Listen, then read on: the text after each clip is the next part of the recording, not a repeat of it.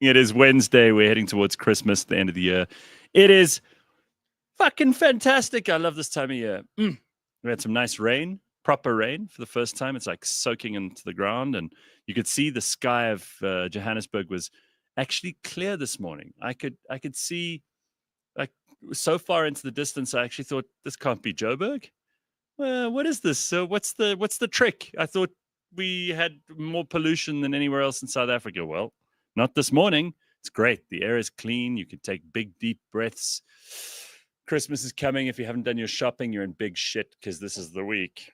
But we're doing a live show this morning, and I've got the comments section alive and well by the looks of things. So good morning to you, motherfuckers. And most especially, good morning to everybody who's joining us who's not in the comments section, who's afraid because the comments section's so terrifying.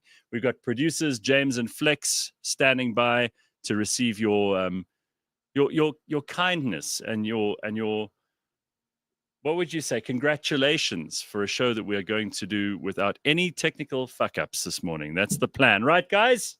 Yay, exciting times. And in my ongoing quest to bring you actual friends of mine from my real life, I've decided to invite this morning amateur adult star and human trafficker and arms dealer. And those are his top three, because he's got a lot of things on his CV that he could do. He is none other than, and I promise you this is his real name is Tanner Fox. How you, dude? Yeah, well, thanks, and you, G. Oh, fucking great. I'm happy to have you here. Love the title. I love the fact that I had to, the only time I now get to see some of my friends is when I actually invite you on the show. Life's been a bit busy. You have been busy. You moved house. You've, you've trying to make some good adult decisions. And try my best at least. Please. Phone me when you have. I'll try my best. I think I lost your number though, but we'll catch up. Don't go to hell. Yes, I've known this guy for like more than a decade now. Yeah, more than a decade. And he has definitely made me laugh a lot more than most people.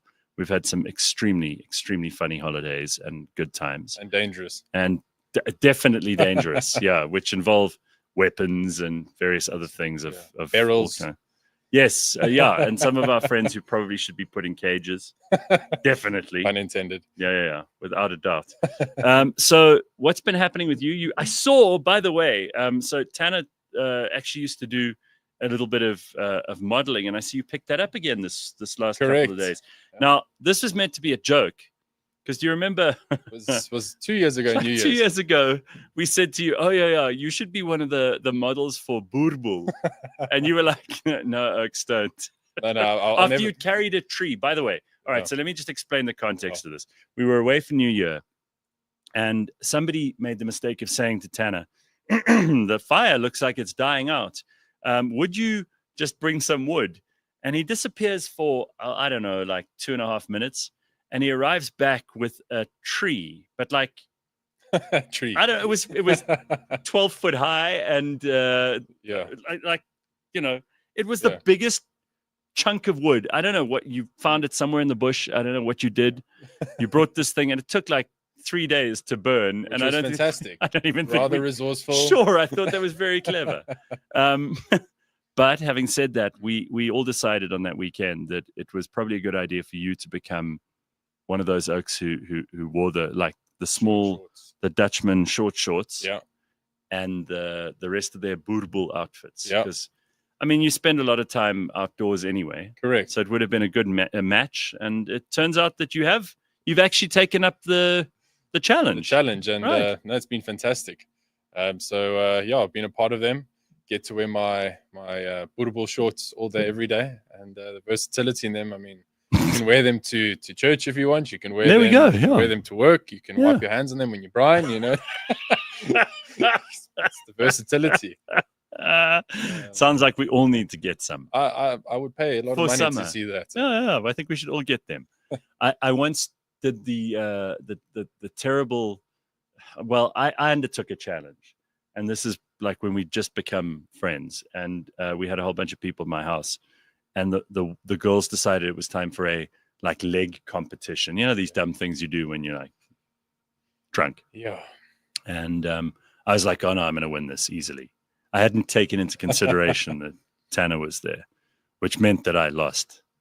I'd Kinda say it was a badly. tie. I think we can be modest. We Please. can say it was You a tie. could kickstart a jumbo jet with those legs. Anyway, so look, we got quite a lot to talk about this morning. We got a guest popping in a little bit later on. Somebody called Brad. He's actually been on the show before, and he is a Let me just give him proper credit here, because I don't want to call him things that he isn't.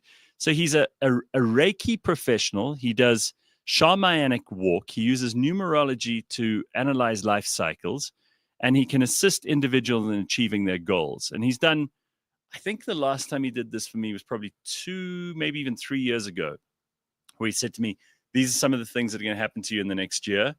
And he got, I'd say he probably got like 6 out of 10, which is not bad. So I thought this year, with the new year coming, be a good idea to have him come in and check our charts, make sure that everything's looking good. Did he come with his battle helmet? He's going to need it. But there's good news all around. So in his real life, Tanner also deals with money. And I mean, who doesn't, right? But I mean, you deal sometimes with other people's money. Yeah, so here's some good news to start your morning, and something that we need to hear at the beginning of our day. As we head into the Christmas season, apparently South Africa has experienced its first net inflows of foreign investors to its debt and equity markets since 2022. Very, very good news, driven by a coalition government aiming to boost economic growth. Well, that's what they say anyway. If you're going to rely on politicians completely, I mean, obviously you have to rely on them a little bit. You want stability, at very least. You want certainty. You want to know what the policies are going to be, even if they're shit policies. At least you have some idea of what's coming. And it turns out that portfolio inflows have reached 45.6 billion rand in Q3, which is very good news. Non-residents buying local debt and domestic shares. Market sentiment has improved since the ANC aligned with 9 of their rivals in the GNU. So I heard a funny joke about the GNU last night. I saw Nina Hasty. We were busy filming something. And she said to me, I've got this joke for you about the GNU. No, I don't want to screw it up. She says, isn't it nice that we had our elections this year, and we've now got this government of national unity, the NU. And you pronounce it NU because she says the G is silent. I don't know if it's her strongest work, to be perfectly honest, but I think she's trying very hard. Oh, it's man. A finesse to the word. Yeah, I mean, have you noticed? Because I'm talking to people and they're saying the shops are full. There's a lot of money being spent again. Feels to me like people are easing up. It's confidence. I think there's a lot of confidence picking up. I hope so. I really do. I just feel we need people to feel safe. We need people to feel like there's an economy that we are able to participate in. Rely on. Yeah, and that we're not going to be in survival mode forever. Correct. Because we've been like that, I think, economically in this country for like the last 10 years, probably. Then there are lots of people here talking about what else is going on. I see kids are finally on holiday, says Vyasan, so I can listen and comment on a full episode. Get ready. He's going to be climbing in, hook, line, and sinker. Gee, you've become more esoteric. Well done on being so humbly open, says Rebellious Ruth. Am I? I don't know. I think I'm pretty consistent. Yeah. I think I've changed that much. You would know. You'd know better than mind you, some of these people have known me longer than you, just in terms of the show. Sorry, I feel sorry for them. Thanks. I mean, thanks like very in much. the best way possible, you know. All right. Jesus, you're an asshole. Why did we invite him here again, guys? I thought it was just there coffee, a to be reason? honest. Oh, well, you haven't even brought any coffee. All right, so let's get into some of the stuff that I wanted to laugh about this morning. So if you're buying Christmas presents right at the moment, there are a couple of ideas, and I'm very impressed. Lego always seems to come out with good shit. I got 2 little nephews. They love Lego. My brother's probably more obsessed with Lego than anyone I know. But they've brought out these brilliant new sets. And the first one is, this will remind many people on this morning's show of friends that they know, people online, people that they may even have followed once. You probably don't follow them anymore because anyone who behaves like this all the time is kind of annoying. But, everyone's like a trader these days. Everyone knows how to buy Bitcoin or stocks or gold, or you know what I'm talking about. And they always have like 20 screens. Well, Lego's brought out the Finance Pro Lego set. Look at that. And who doesn't know a douchebag who post pictures and imitate. shit like that all the time, right? Isn't that exactly what you'd expect to see? I think it's every second swipe on Instagram. Right. And you can see it's perfect for ages 8 to 4, which is precisely the mental age of most finance pros. and they always tell you that they're winning and that they're making lots of money. Meanwhile, they're about 20% down on a good day. And they live in their car. There's also a great Lego set here. This is one for people who are a little bit more into risk and building things that are reminders of how badly civilization can fall apart. A Chernobyl set. This is great. So if you want a broken down reactor on fire, that's a nice one for Christmas. Lovely. And that's for ages, I think, 4 to 4, which is very specific. Clearly, we want our 4-year-olds to learn all about nuclear plants that go bust. That burn down. Yeah. Fallout, radiation, the elephant's foot. Yeah, the elephant's foot. You know what that is, right? Yeah, that's sensei. Yeah. Jesus. Right in the middle of that, Special. they've got, and there's still places in Chernobyl, in that whole area that you can't go. It's just too radioactive. Yeah, and they've tried to. I think they've poured just a huge slab of concrete over the entire thing to try and contain it, and still do that to one of my exes. I'm not going to ask which one, no. But yeah, it's one way to contain them. Mm. And if you know someone who's very unstable and possibly radioactive, then that's really the only solution. Is just pour concrete right over them. Of course, it would be a good idea to first put them out of their misery, because otherwise they scream while the concrete's still settling. Sometimes you get cracks. That's why they've limited to 4 to 4, not 4 to 6. You don't have any rational. Yeah. And you certainly don't want to. You don't want to be taking any of Tanner's advice through the course of this show, except financial, possibly. Maybe. Yeah, well, I mean, so that's a thing you've been doing for mostly medical professionals for a long time. Yeah. So going on, it's my 8th year now. Yeah. So you really do know what you're talking about. I like to believe so, but always learning, always adapting. So does this include things like medical insurance for them? Yeah, medical insurance, because full turnkey. Okay, so just for the purposes of, first of all, I don't really, you and I don't talk work very often, and I don't do that with any of my friends. I realized the other day, some of them I don't even know what they do, but I do know this about you. Yeah. And it's interesting to me how doctors now, and I think it comes from America where everyone's so litigious, but doctors can be sued, and sure, there are, the good and bad doctors, but doctors can be sued and they can be put out of practice and out of business if one patient decides something went wrong and they successfully manage to get that doctor into court. They could be sued in their personal capacity and fined like millions and millions of rands, right? The liabilities, in certain professions, I mean, you've got obstetrics that sit with the liability until children are over 18. So, I mean, you're sitting now with social media, access to information, people just trying to be spiteful. You mean that there are women whose children have grown up and are 18 years old who are still going to try and sue their obstetrician because the kid ends up being a bit of a failure? Well, ma'am, I don't think it's the doctor's fault by that stage. Yeah, all right, by that stage, it's yours. There we go. So, sure. No, but there's a full. I mean, obviously, insurances, products, different investment styles, strategies, but influence from markets. There's a whole. And it's a host very of things. Specialized field. Correct. Yeah. It's not like selling me insurance. No, it's different dynamics, different needs, different products. So. And of course, I'd be interested at another stage to talk to you for a long time about NHI, because I think that's something which people don't understand, how so many of our taxpayers. And by the way, I found this interesting thing this week on, I think it was the Daily Investor, which is one of the things I follow on Instagram. They just occasionally put up these interesting little infographics. This is one that came out this week. South Africa's latest tax statistics report revealed that 1,660,182 people pay 76.2% of all the personal income tax, which is the largest category in South Africa. Sure. That means, and they summarize it just under, 3% of people in this country pay 76% of all personal income tax. 3% of people. And I'll tell you what, a large percentage of that 3% is doctors. Yeah. Well, high income earners, yeah.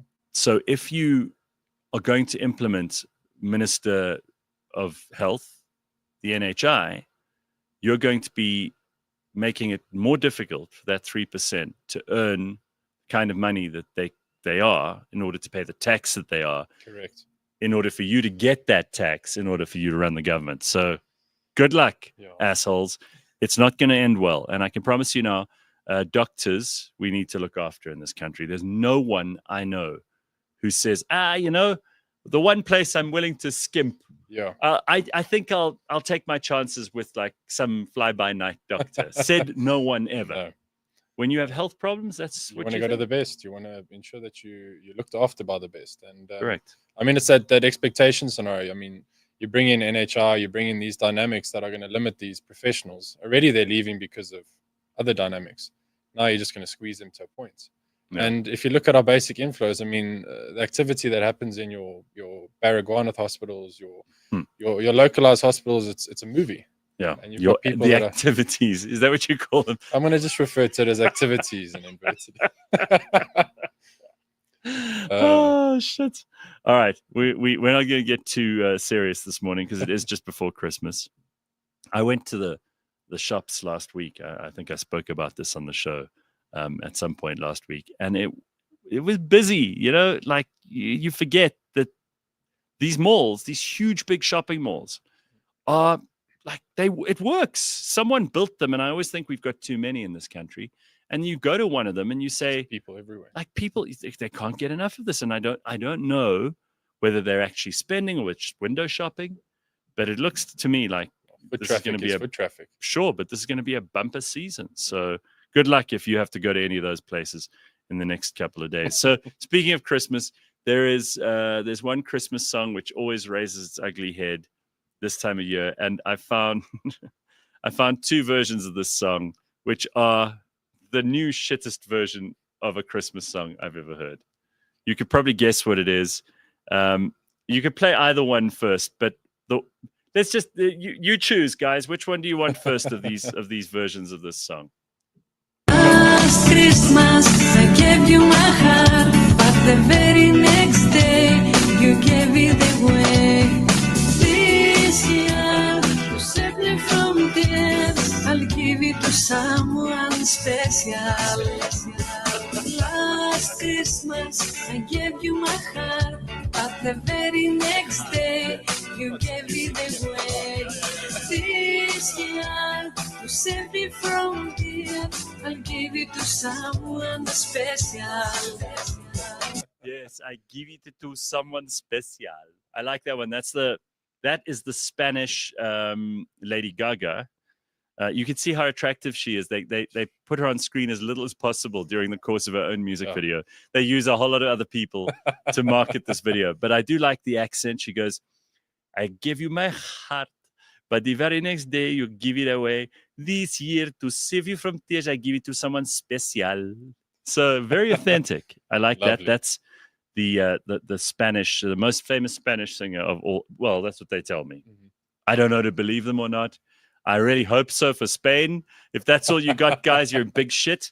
But then the best one, and I think she's done a couple of versions. She's figured out now that she's a viral sensation for putting out the first one. But I keep seeing her in the feed doing this. I don't follow this woman. I should. Maybe we all should. But here she is. She just makes up the words as she goes, like so many 5-year-olds. 4 to 4-year-olds. 4 to 4-year-olds. So here we go. Take a look. This is the best one. Last Christmas I gave you my heart, and you got the next day. You gotta say, is it something from me? And even special. I'm trying to work out if those are supposed to go on the Christmas tree or not. So you said what her? I don't. The thing in her hand, or if it's on her finger, is it supposed to go on the Christmas tree or hang outside? Yeah. I think that's also to distract from her. But this year, I'll give it to someone. Happy Christmas special. Whatever. She just makes it up. So I don't know. I mean, I know George Michael's dead and Wham is no longer a thing, but to see the various versions of that song that have been put out in the last couple of months, it's having a resurgence, and it's a shit resurgence. What can we say? We could do better. A lot better. We could do a lot better. All right.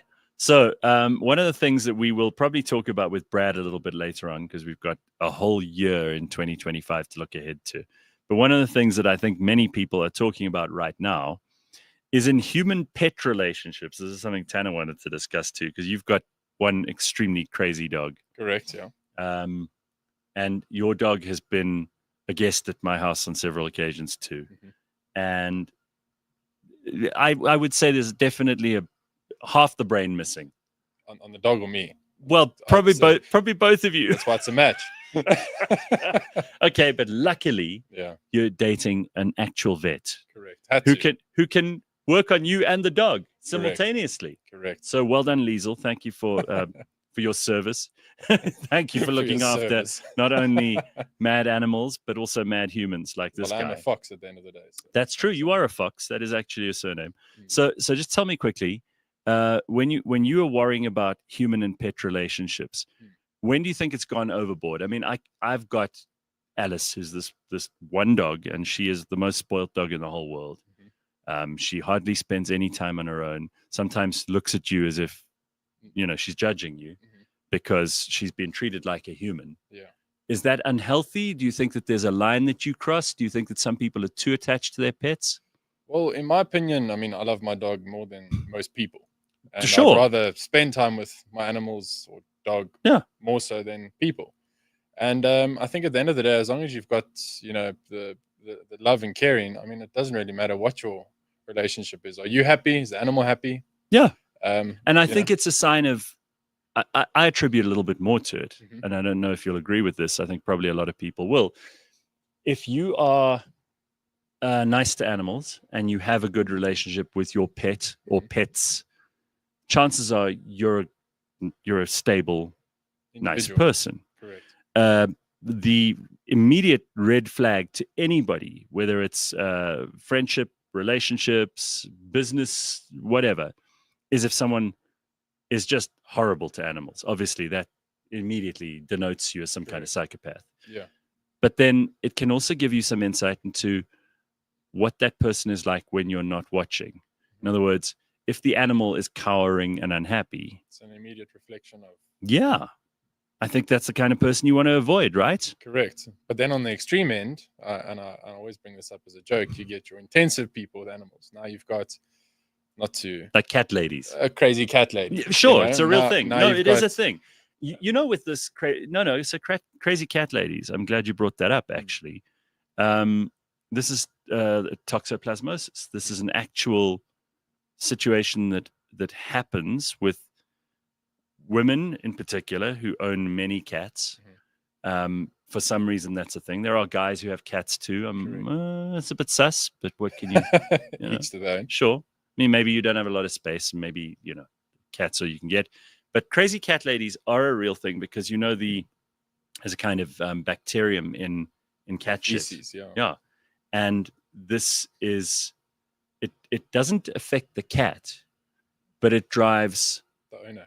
the owner and mice, rats, rodents crazy, because the toxoplasmosis wants to obviously it wants to increase its population within a certain animal as a parasite or Host, yeah. a host or in the environment in general. And the things that happen as a result of the toxo is that the owners start going a bit crazy. They do actually develop, and they've tracked these studies. They've done research on these women who have more than like 3 or 4 cats, and and I know some people like this, and they're definitely insane. So it's a real thing. Well, there we go. So, but that's also, I mean, in dogs' worlds, I mean, I don't see anyone going a bit Looney Tunes with having several dogs. No, But then it does smell like wet dog everywhere, and one of our other mutual friends once. I know exactly where this is going. He went home with this girl from some nightclub or whatever, and she had like a lot of dogs, and He didn't know that at first. I no, believe. he had no idea. And then the one was like, I think, a Great Dane or something. I think it was like 2 or 3 large breed dogs. And he got there, and he was like getting excited because now the action was going to happen. And then he realized like something doesn't smell right. There was dog shit all over the house. So it can get out of control with dog owners, just like with cat owners, except it's a different kind of out of control. Do you know how he got out of that scenario, by the way?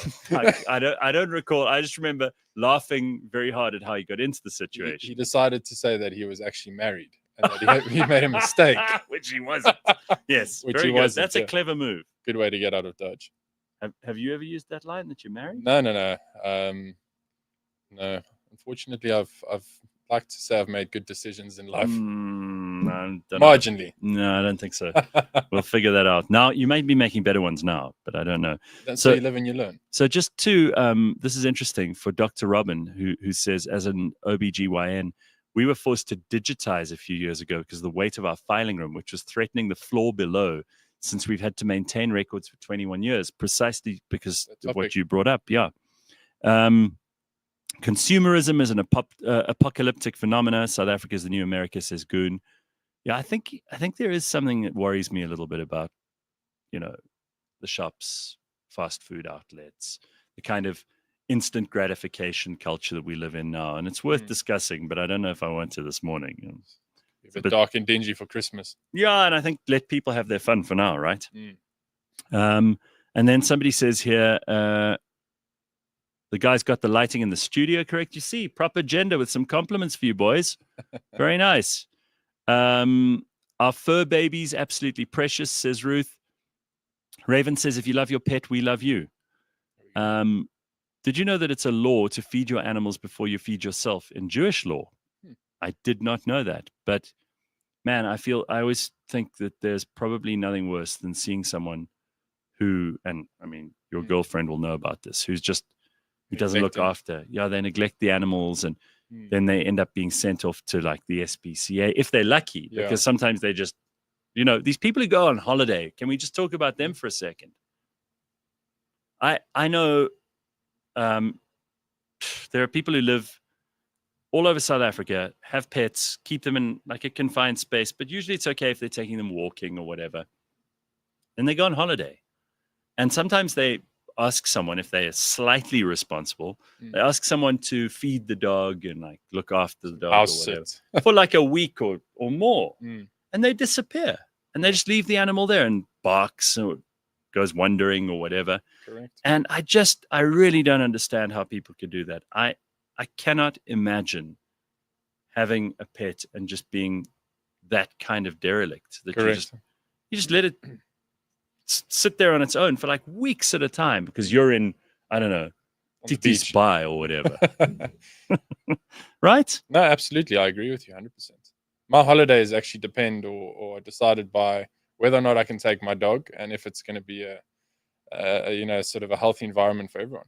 If I do go away, if it's business trips, things like that, then my dog will generally go to someone who will actually look after them as if it were their own, or Right.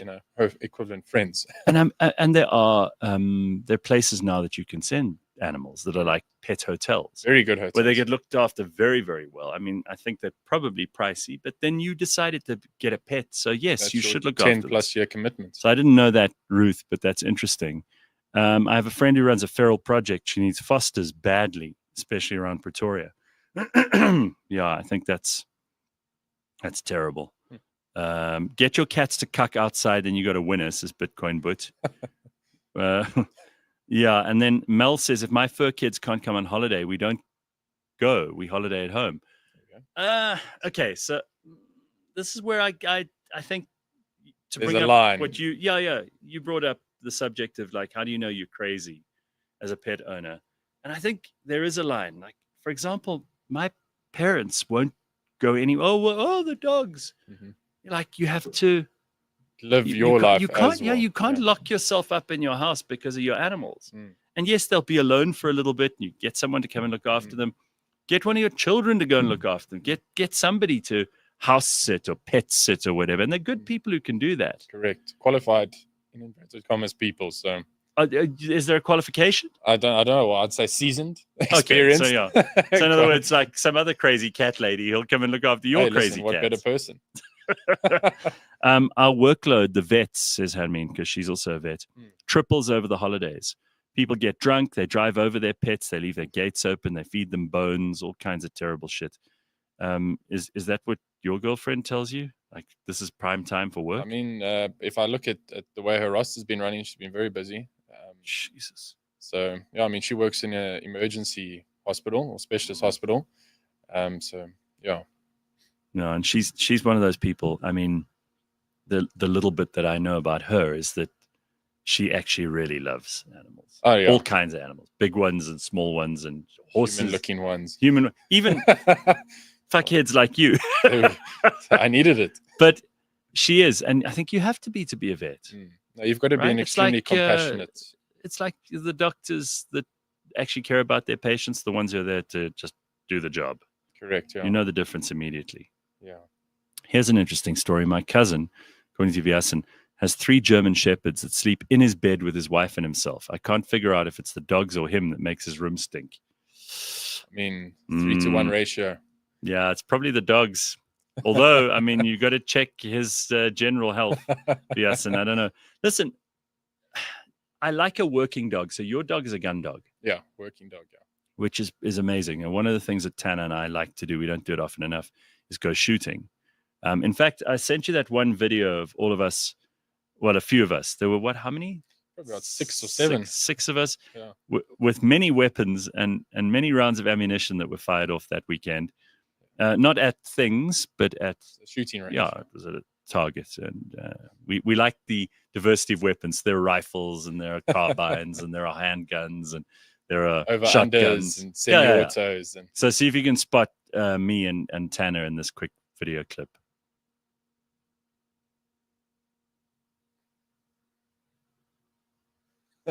And I think that was filmed with a drone. Yo, we were trying to miss the drone. No, we weren't. But yeah, I mean, that's a fun thing to do. Yeah. But I mean, you're a, and I always talk about this because I'm also a responsible firearm owner. You have to be if you're going to own one legally in this country. You carry it around with you. Absolutely. Yeah, and therefore you can sort shit out if shit happens, and right? if needed. I mean, you'd And really how often hope. do you go to the range? I try to go at least once a month, if not once every 2 weeks. Yeah. But that's just a competence thing. If I ever feel that I'm not competent, then I won't be carrying You'll give around up your gun. Absolutely. I always think that there's so many rules that they make you follow that it's actually impossible to be an irresponsible firearm owner. Correct. You have to keep it in a safe. The safe has to be in. They Well come and bolted to a inspect wall. you. Yeah. You have to go for your every couple of years. You have to hand in your. If you're a member of a shooting club, which I know you are too. Yeah. You have to hand in your targets every couple of months. You have to go for Your dedicated some- status. Yeah, And correct. Some target shooting. Make sure that you send in your patterns. Let them know what your gun's condition is. You've got to be able to clean it. All of that sort of thing, which Correct. people who don't have them don't understand this. They go, we don't like guns or whatever. It's just not an argument. there's a different level of responsibility with them, which is great. 100%. So here we go. My dog Maddox, says Slippery Pickle, can't abide shooting, thunder, or fireworks. He always thinks the sky is falling. Obviously, it's different with a dog like yours. Yeah, no, some dogs are wired to enjoy that, and others, unfortunately, haven't been brought up in an environment where those noises are normal. So, but I mean, if my dog sees a gun bag, she literally drags me out the house. So, Yeah, she gets very excited. Yeah, She yeah. makes a noise and everything. yeah, starts playing. So how do you square the circle of people who say they can tell that you love animals, Mhm. but you are a hunter? So I think it's as black as white as, are you a hunter for the purpose of status and ego? In the sense of I'm purely just trophy hunting for the sake to get that title, To show other people. to show that other people and brag about it, or are you doing it for, as we always refer to it, as the pot? Oh. And if you're a person that goes out and you're a meat eater and you enjoy that type of food, well, go and shoot something that's allowed on consignment, that's got a purpose. And at the end of the day, you go with a proper pH. They say this one's Sure. at its life's end, and you utilize everything from A to Z.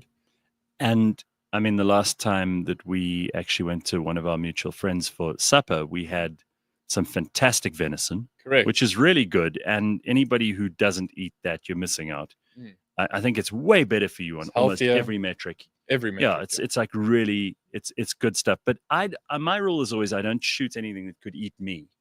fair points as So well. I don't shoot predators. Yeah. I wouldn't shoot. I don't have no interest in shooting things like crocodile.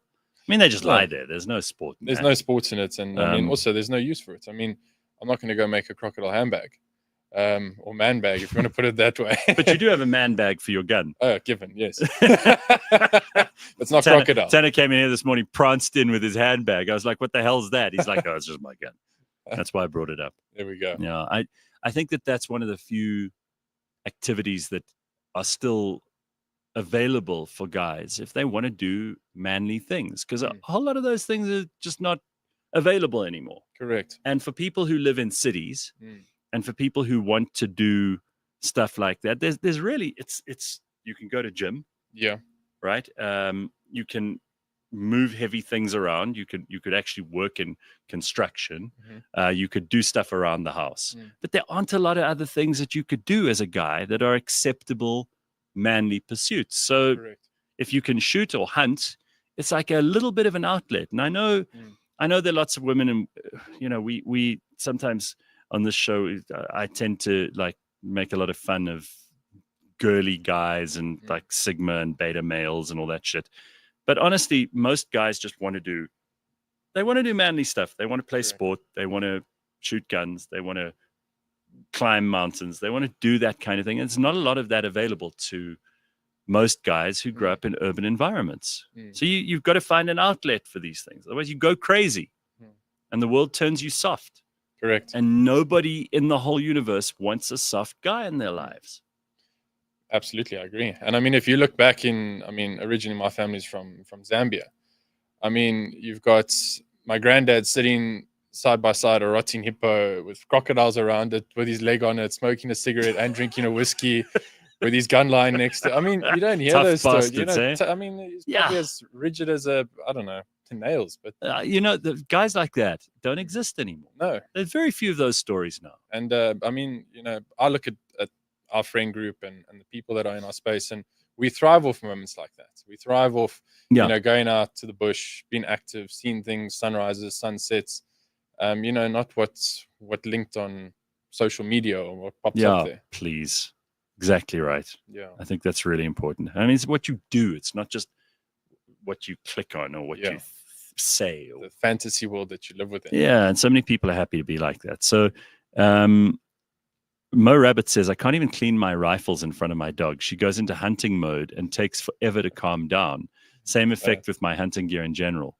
So and you find also, I'm sure you found this too, Tanner, is that when you talk about hunting, you've got to be very choosy about the company that you talk about it in. I'm not going to volunteer that information. Correct. And I mean, I haven't been for a while now. You went pig hunting not so long ago, Yeah, right? so it's one of our activities that we enjoy doing in the sugarcane fields and there's some big bastards there. 100%. I mean, you lock horns with a big bush pig that's about 80, 90 kilograms. You're gonna see the whites of your eyes very quickly.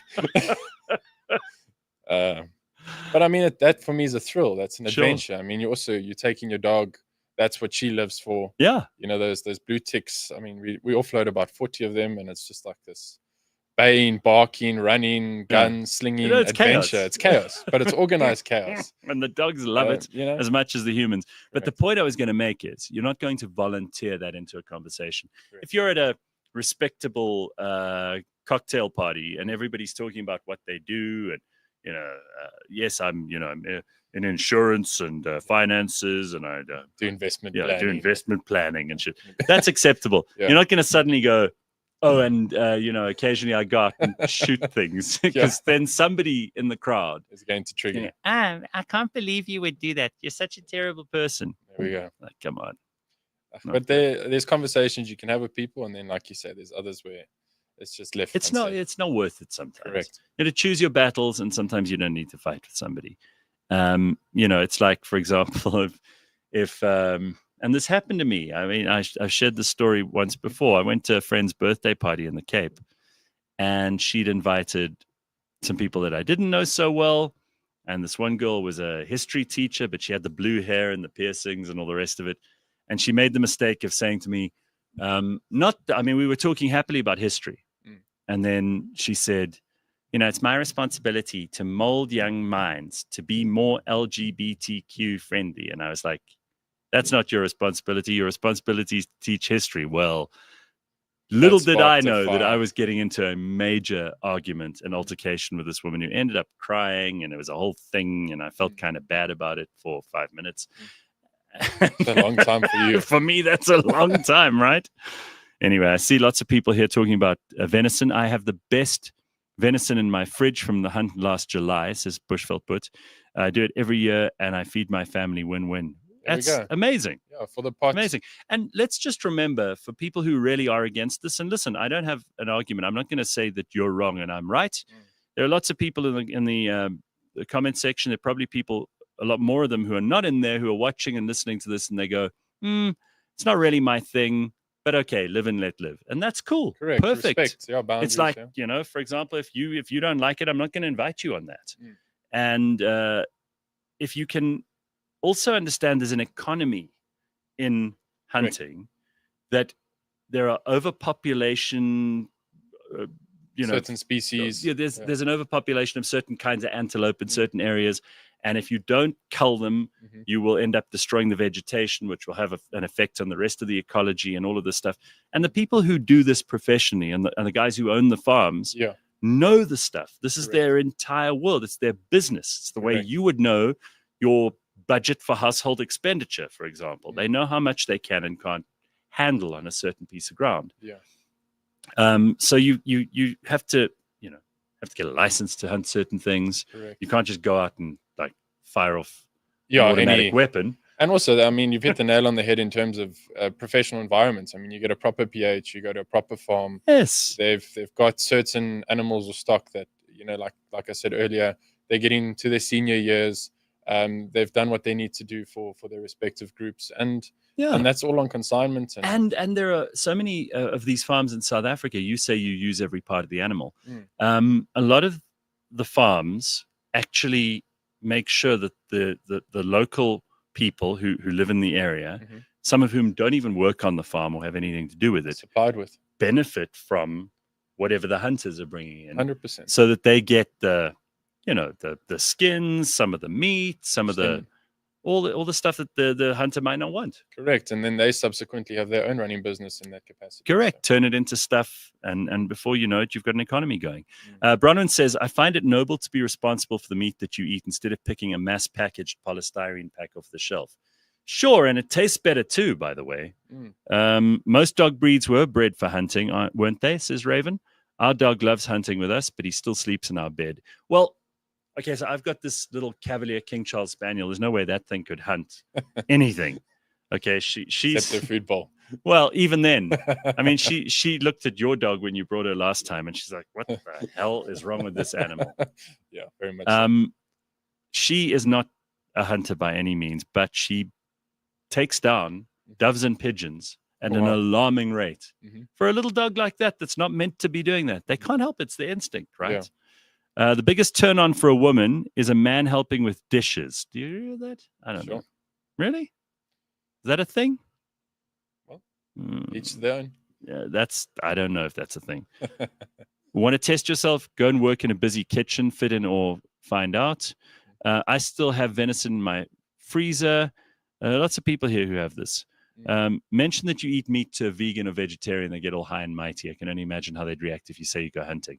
Yeah, there are a lot of people throwing shade at the vegans this morning. Listen, each their own. If that's your choice, it's your choice. It's a debate that could come about, and conversations for certain scenarios. There's one comment here. It's more respectable to go hunting than to work at the Murray Stopes clinic. Jesus, that's hectic, but let's go. All the Facebook tunnies listening now are wishing Auntie Ruda would come back to put Gareth straight because he's being very mean. Hugh says, when hunting, do you still need to prove to the owner that you can actually shoot? Yeah, you absolutely. Do target practice before going out? Absolutely. So you're, like I said, professional setting, professional farm. They'll take you to the range first, and they'll ensure that your respective rifle is actually on point. And if it's not, then they'll ask you not to use it, or they'll give you a sighted gun. And then Bitcoin But wants to know, is James vegan? James, stand up for yourself. James, you're not a vegan. Huh? Yeah, rather stab your eyes out with spoons or something like that. All right, well, here's some animals that probably should be hunted. You know, people keep llamas and alpacas as pets. For what purpose? Yeah, I don't know. I mean, maybe they just don't like other farm animals. But the thing with llamas and alpacas is their defense is to spit. So they spit at people. And here's this video that I found the other day of like grannies and children going up to say hello to alpacas and llamas. And Getting a bit of a liberty. these grannies are like, okay, that was a terrible mistake.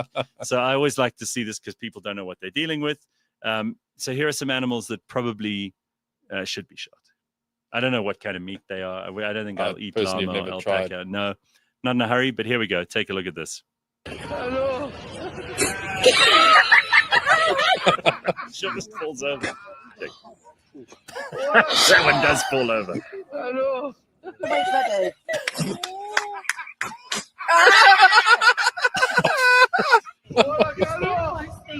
Hello. Oh my!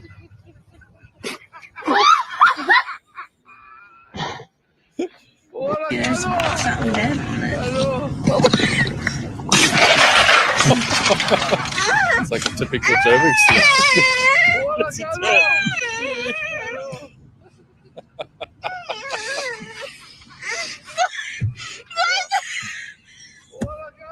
They're having a good laugh at that.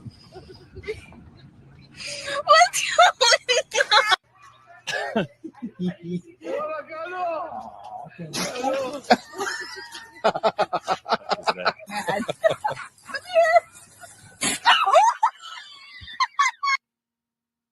on? Yeah, so don't terrorize the animals. Well, yeah, I was going to say some of them got what they deserved. but- Absolutely. How's that woman with the food? And she's not even aware. She would last 5 seconds in Joburg Oh yeah, with your window open. yeah.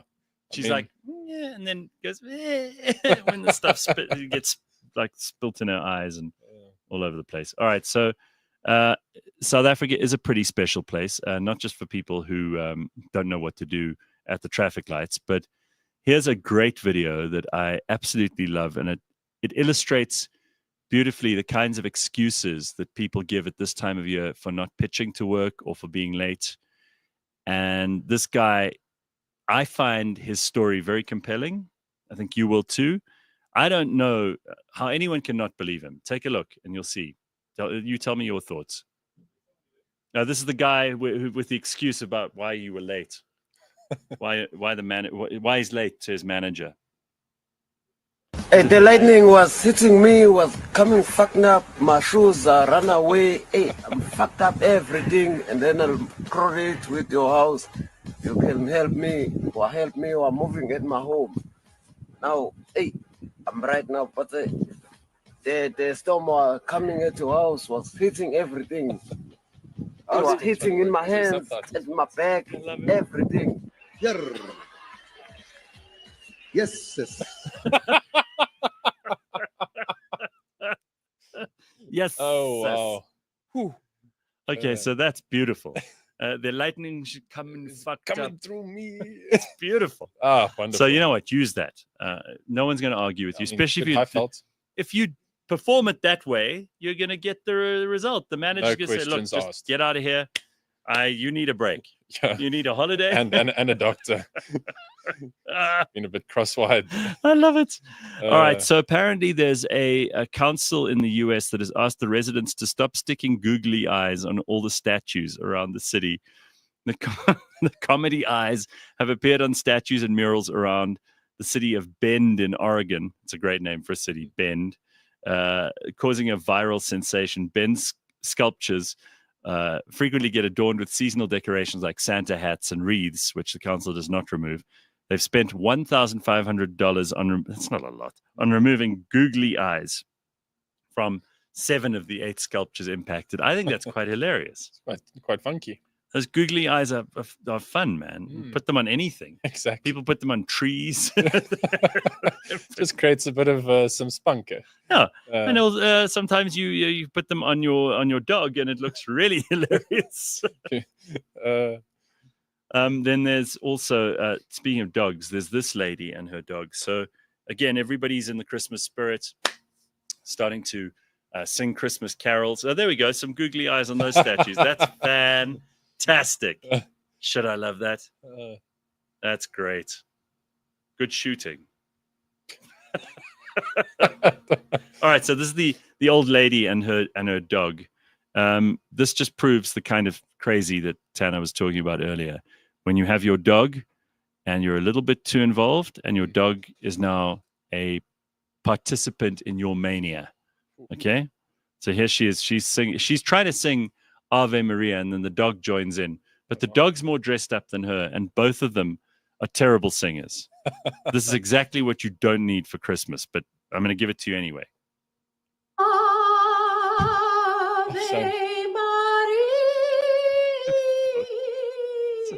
So I'm impressed.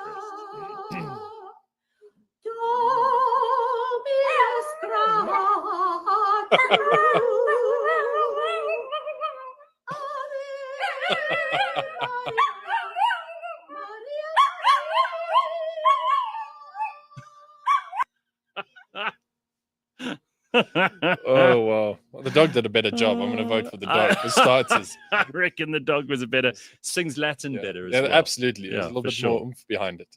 Okay, so Bronwyn says, when my husband was in construction, the laborers would often use the excuse that the train had a puncture. I'm definitely using that one. That's good. I love that to pieces. The video actually offended my dog, says Nikki. Sure. Yeah, listen, I wouldn't want to be that poor animal. Imagine living with that woman. She looks unstable. Cheers, guys and girls. I'm off to work for Patrice Motsepe, says Slippery Pickle. The toilet is in. Quality control and plumbing is a free service of mine. Actually, my sister had a plumbing problem, and she's going to get a brand new toilet for Christmas. Exciting times, you know. Well, we always try and get the worst Christmas gifts. So I've never received a yeah, toilet. actually, that's a fun thing that we don't do. We haven't done for a couple of years. Correct. But we used to do our Christmas party, and we used to. Part of the fun was that you give each other the shittest gift you could find Within a certain price range. What did you end up with the last time we did it? Gee, Can you even remember? I just know someone got a toilet plunger. Yes. Yes. Yes. That was one of the. That's right. There was also an AIDS test. There was an AIDS Was test. one of them. There was human or adult diapers, nappies. That's right. Yeah. There was one of those. My favorite thing was one year somebody brought, and I don't even know where they found this, a toilet roll cover with like a Barbie doll in a woolen dress that some granny had knitted. But you know, you used to see these in some people's houses. Like It's the teapot warmer. Yeah, correct. But it goes over the toilet roll, and it's like a really cheap, nasty Barbie from like a Krugersdorp store. And then this dress that the Barbie was wearing that goes over the toilet roll. Not good. And then I see people saying, "Oh, look, the real network, subscribe, motherfuckers." Well, yes, that's true. You should by now if you haven't already. There are also. Here's someone. The Hook tour girl never came back online after she scammed her fans. It's around 2 weeks now. Well, what were you going to expect her to do? Because we know, here's what I think happened with her. I mean, the Hook tour girl, if you don't know by now, she's the one who was caught in that internet clip. She was interviewed by this dude, and then she said, "Hook tour, you got to spit on that thing," and it became a viral sensation. There was merch all of a sudden, and then she launched her own meme coin. And basically, I think she was accused of insider trading because she dumped all of her stock in that meme coin, having, I don't know, she made some $50 million off of it. But you know what happened, right? It's like someone who knew this stuff came to her and said, "Hey, I got a get rich quick scheme for you. Are you interested?" And she's like, "Okay," because she's a bimbo. Yeah. You don't expect her to be smart enough to make good decisions. So she decided, I'm going to go along with this. And she was obviously told, sell now. And she's like, okay. Like, click the button. Or someone else did it for her. Yeah. And now she's in big trouble because she basically ripped off people to the tune of like millions and millions of dollars. But I'm not surprised she's not going back online because now she doesn't know what to do. So she's shitting herself this Christmas. You would too if you just ripped off a whole lot of people. Yeah. But I kind of think if you invested in the Hawk Tour Girls meme coin, You sort of So deserve that. Got what you Like, you should be bankrupt for the rest of your life, actually, if you bought her coin. Yeah. I don't know anyone who would do that doesn't deserve the punishment. I don't think that's unfair. absolutely go get a job. Get a job. Correct. I miss Dr. Hanan. He keeps us sane. Looking forward to seeing him again on Monday. Well, bad luck for you, because Friday is our last show until next year. We start on the 6th, I think it is. Right, guys? Yeah, the 6th we're back, but taking a little break. Are you taking some time off? No, I'm around. You're working the whole way through? Yeah, but I love December in Johannesburg when everyone goes away. It's quiet. There's no traffic. It's peaceful. So I've never really been a fan of. And you just moved into a new house, so you I have got to lots to settle do. in and Lots how to it do goes, there. putting up things and fixing things. Yeah. I also think that the holidays that people end up shelling out money for. Yeah. Everything's time of ramped year, up. I mean, accommodation is a nightmare, and Beaches getting are there is saturated. crazy. Yeah, Holiday that's exactly destinations right. are expensive. Rather go away in January, February, March even. Better. Beautiful. Keep delay gratification. Correct. Way better way to live. Who is the guest, says lovely Lady Lee? Well, this is my friend Tanner Fox. He is, I'm occasionally now going to bring actual friends from my real life into the studio so that you can meet some of these people, because they're hilarious when, we're like seeing each other at parties and things. So I thought, well, why not bring them in here to misbehave on the show? There we go. That's always good fun. Then somebody else says here, The Real Network, what's the best way to get hold of you all? My Insta doesn't work. I DM'd the Facebook page. I think the best way to get hold of us is probably just email us, right? Just email James at thereal-network.com, right? There we go. Just email him there. That's a good idea.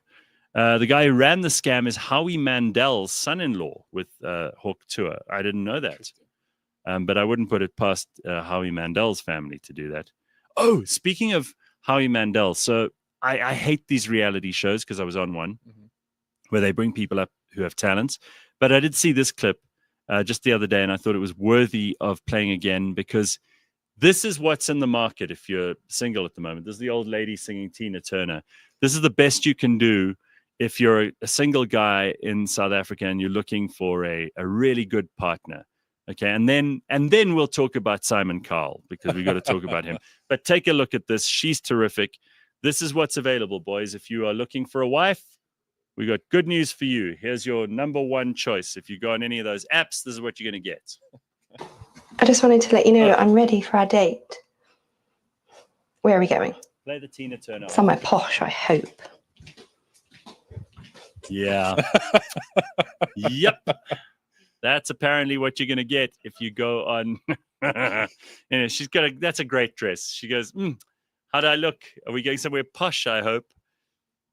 Mm-hmm. Good confidence. Mm-hmm. Mm-hmm. There used to be places around Joburg. We used to go to some of them where you knew you'd always find a good audience, a target-rich environment of like divorced women who, it's 3 a.m. You're not so picky. She's not so picky. Like Billy the Bums used to good be old that Billy's, place, right? But now it's Katie's, Sir James. Sir James, yeah. And where's the other place that people go? I heard about this the other day. Oh, the Wild Side. Wild Side. Mm-hmm. Yeah. But apparently that's also target-rich environment if you're looking. But this is the kind of, am I right, girls? That's what's available, just so we know. And I don't know that I want to get back into that world, actually, frankly. No. I think I'm okay. It's either that or the Hawk Tour girl. All right, so here's the clip of the old lady singing Tina Turner, which you also need to see, because this is the other alternative. You could go very old. Okay. All right, so if you're not prepared to go for the girl in the pink dress that we just saw, you can always go very old. And I know, lucky you're settled now. I'm settled. You've got a girlfriend, so you're happy. I'm safe. But for those guys who are not, and they want a holiday romance, all right? Holiday romance. December bonus. December bonus. So you might have gone for that pink dress girl, but actually, this is the only thing that's available. After she's off the shelf, this is what you're down to. You're simply the best. You're better than all the rest. You're better than anyone. Each time you leave me, I start losing control. Walking away with my heart and my soul. I get near you even when I'm alone. Oh, baby. Oh, here we go. She's going to No, take the no, fucking no. skirt off. Wow. Sure. How's Wowza. that, huh? When she reaches for the skirt, you're like, I'm in trouble. Gotta get out of Dodge there. Yeah, right. So, Flex, what do you think? That's especially for you, hey? Your December bonus. Whew. I don't know. Okay, so the other reason I wanted to play that clip for you, very seriously, we often have a lot to say about women who've had too much plastic surgery. We talked just the other day when I had Tanya and Sid here about the person who's done a bit of a better job on Donatella Versace. Okay, because she used to look absolutely horrendous. She still doesn't look great. She looks a bit scary. There's that Catwoman who also looks terrifying. Sure. So there are a lot of women who get bad plastic surgery. But can we just talk about Simon Cowell for a second? Because this guy, I really don't know. I don't know what he was thinking. So Simon Cowell became famous late in life. I think he was already in his 40s when he started doing Idol. And it was a great show for him. He was a music exec before then. So he was already in the celebrity Established world, setup. but nobody really knew who he was. Unless you were in the music business and he was your record company exec, you didn't know who he was, right? And I think maybe he decided because he got into celebrity late in life, he needed to extend that for as long as possible and not age gracefully. Because I have to tell you, as much as we address often on the show women who've had too much plastic surgery, this guy I think he fucked it up completely. And I'll give you proof. So here are a couple of pictures of Simon Cowell. Some of these are absolutely, just don't let the kids near the TV or near the laptop or the phone if that's what you're watching us on. So here, that on the left is what he might have looked like, because he's almost 70 now, right? It's what he would have looked like if he hadn't had surgery. And sure, he looks like he's been boozing a lot on the left. But honestly, on the right, he looks way worse, if you ask me. There's the hair implants. There's the shiny cheeks. There's the really weird beard growth. And the eyes look animatronic. Like googly eyes. They look like googly eyes. Yes. They look like those eyes on the statues. I mean, come on. It's not even a contest, if you ask me. At least on the left, he's like a kindly uncle. Maybe not such a kindly uncle. Maybe just the uncle. There we go. There's your creepy googly uncle. eyes. But on the right, that's not good. Yeah. Okay, and just to prove that we're not being unkind, here's another picture. Okay, so the back of the Christmas the tree. front and the back of the Christmas tree. Think about this while you're decorating your house, because on the right, that is actually a screen capture of Simon. And you really, I mean, you could see the surgery. It's not that great. And he's got lots of money. He could probably have chosen better. I just feel age gracefully. Yeah, enjoy it. I mean, you're there to live a life. Yeah. You don't have anything to prove to I mean, anyone. look at you except yourself. in your late 50s getting a boorball Look at that. modeling I mean, contract. life's just getting better. I can't complain. When did you do that shoot, by the way? So we've been doing it. I think it was in the last 2 months. We did, because I think we entered you, and then they must have called you and said. So it was funny. I mean, you guys went and posted. We leg pictures. Yeah, we over shared New pictures of you over New Year 2 years ago, and then the Oaks from Bootable saw this, and they were like, "Yeah, Tanner, we must get you in." And they're fantastic, I must say. And now we've got. I've actually got I think it's a 2-year contract. Very good. So awesome people. You thought awesome you'd vibe. given up the modeling. Well there done, we dude. go. You know, There come we out go. of retirement every now and then. Raven says Simon looks more and more like Uncle Fester. The teeth always get me. Oh yeah. Have you seen these people now who have got so much teeth whitener? They've gone for so many of those peroxide things that people do with their teeth that it looks. I mean, it's too white, right? Yeah. Like there's nothing wrong with having lovely white teeth. Everybody wants guys looking at. But gee, you do. Yeah. It's actually blinding. Just go back to. Is there another picture? I think there was a third one I sent you as well. Okay, so again. He looks natural. He looks normal on the left, and that is how he looked before he went for the surgeries. Sure. That's not right on the right hand side there. I don't understand it. Okay, I haven't. Have you ever been tempted to go for like the Botox thing? No. I think if you get your wrinkles sorted out and you grow gracefully, like you say. Oh, the laugh lines, man. Yeah, I mean, laugh if you've got lines, those lines in the corner of your eyes, it's Yeah. because you've laughed a lot. Correct. Really, really white teeth. Can age people 10 years? It should not be that white to the edges. It needs to be more see-through, says Raven. Hey, I'm not the expert here, but Bitcoin Bit says veneers. It's taken over in the UK. But it's also taken over here. I mean, you meet a lot of people and they've just got these what almost looks like chappy implants, you know? Yeah. And it's like, Right. What's going on there? Yeah. It's not good. It's not a good look. So can we agree that we should not do a Simon Cowell, ladies and gentlemen? Oh, Jesus, it's 7:07, guys. Why didn't you tell me? Gotta take a break. Well, we do have rules on the show. Gotta take a break. Okay, so let's take a quick break here. We'll be back in a moment or two. We're going to get Brad in here. We're going to find out all about what the year 2025 has in store for you. It's scary to say 2025. Oh, my God. I mean, I can remember the millennium. That's how old I am. That's 25 years ago. We'll be back in a moment.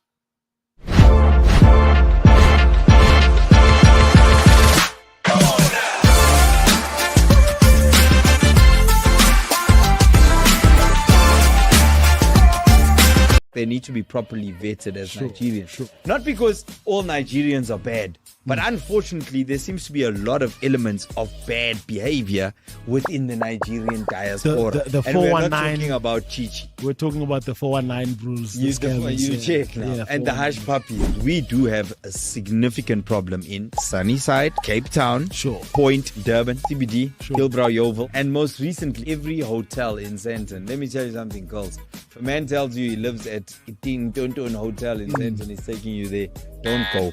Some guys said the laws here. Yeah. Very relaxed. In their countries, you steal something, the hand that steals gets chopped. Listen, we have a constitution here, brother. You and your other MK members need to calm down. I'm joking. Kwazam konto kwaz.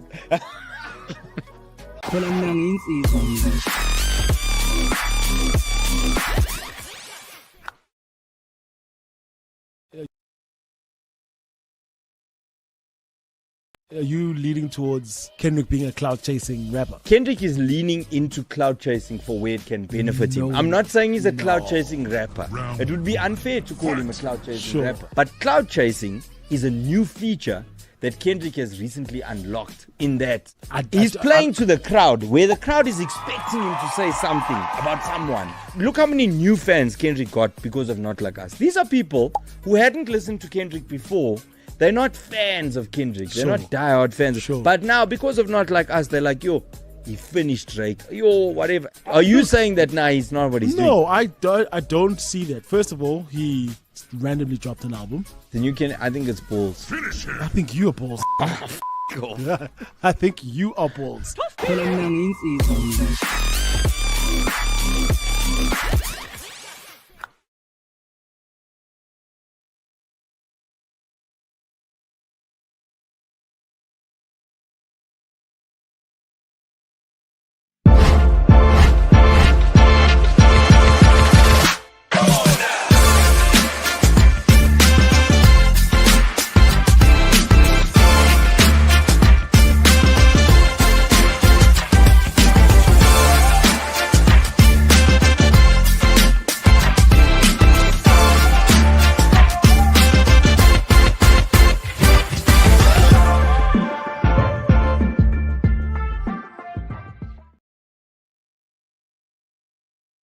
That's how he used to look.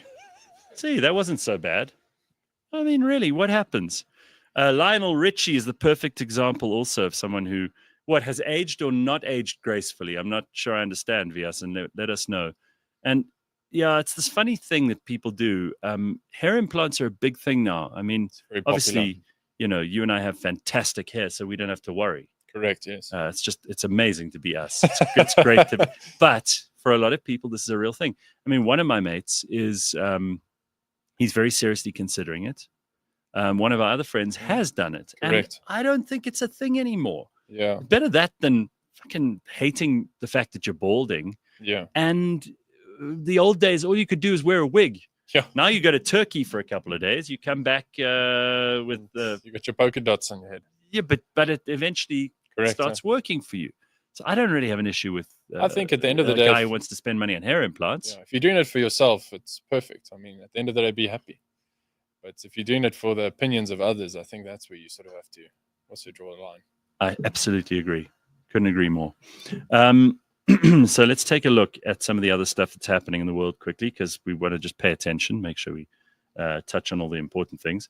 So there's a YouTuber and a flat earther who traveled to Antarctica to test his theories, only to discover that the planet is in fact round. Amazing. I'm blown away right now. Right? I mean, this is just terrific. Wow. So this flat earther decided that they were going to go there, and if they were in Antarctica, you could see far enough along the horizon to not see a curvature. They were going to see it just flat, and then he would take pictures and he would take video and show everybody else so that he could travel on our behalf to Antarctica to discover that the Earth is not round. Anyway, the flat Earth theory, of course, you know, there are people who believe in this, right? There are people who say that we live on a giant floating circle, and that is one of the circles. There are other circles above and below, but that it's completely flat, and that they've made up all this stuff, and NASA are behind it. You know, the flat Earth is, and there are more flat earthers today than there were before we had satellites or telescopes or space exploration. It shows you they don't open their eyes. And they're stupid. Yeah. Where people are getting dumber. So apparently the final experiment, which is a collaborative project between the flat earthers and the round earthers, aimed to settle the debate by observing a 24-hour sun in Antarctica. Content creator Geron Campanella admitted to being wrong on camera and now believes that the sun does actually circle the southern continent. Amazing. What Isn't a that find. just great? What a find. Yeah, I mean, you would think it was enough, even back in ancient Egypt and Sumeria, when you could look up and you could see the moon and you could see the sun and you could tell they were round. And maybe the chances were that the Earth was too. It was questionable. Just, even for people who didn't have much of an education. But there we go.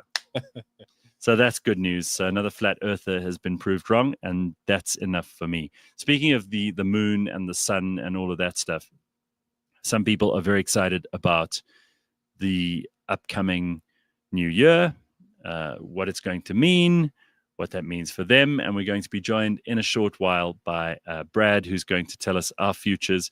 He's going to tell us a little bit about what next year has in store. Not so much the astrology stuff, but much more the numerology stuff.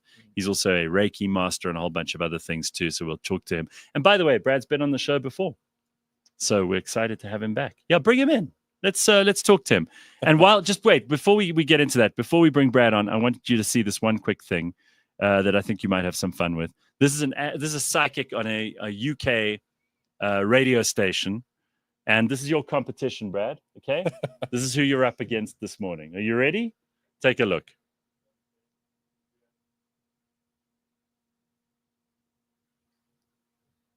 You got it? My name's Clinton Baptiste. I'm a medium and a psychic. For those people out there who don't know.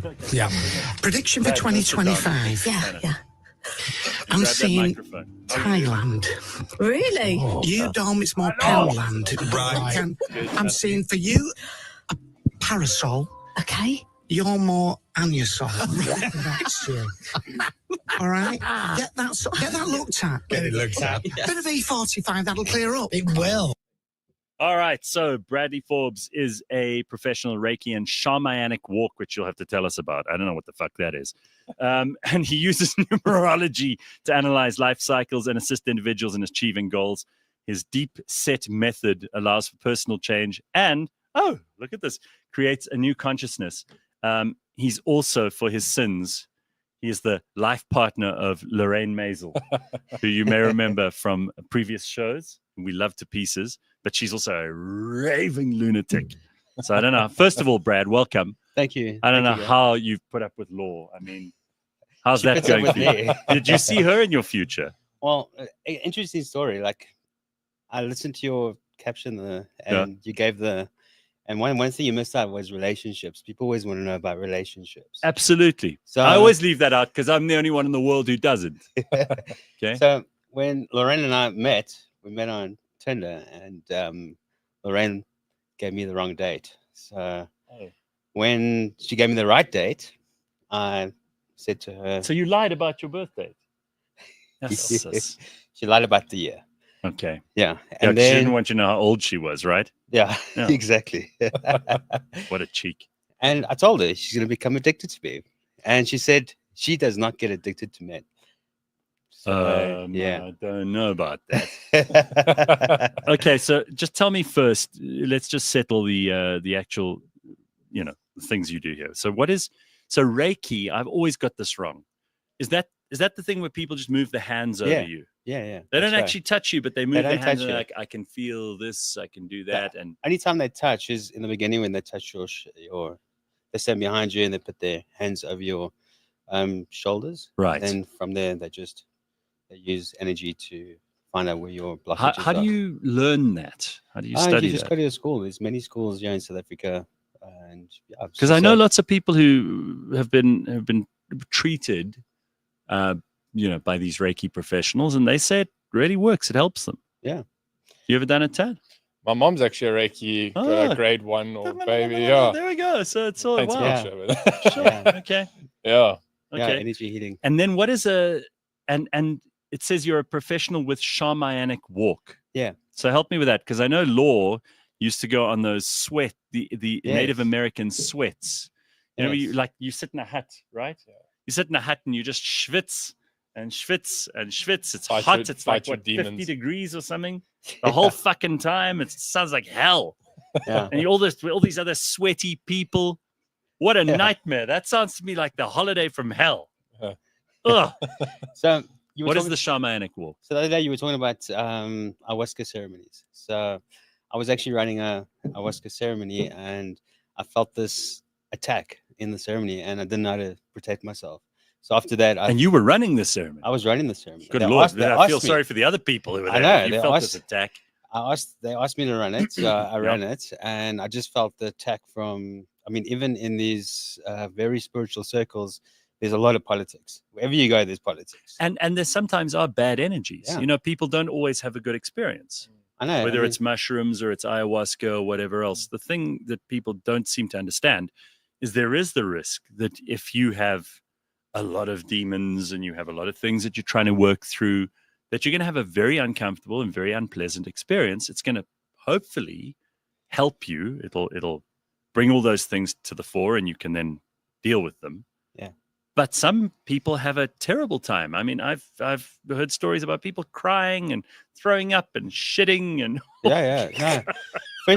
The first 2 years I did it. Don't laugh. It's No, true.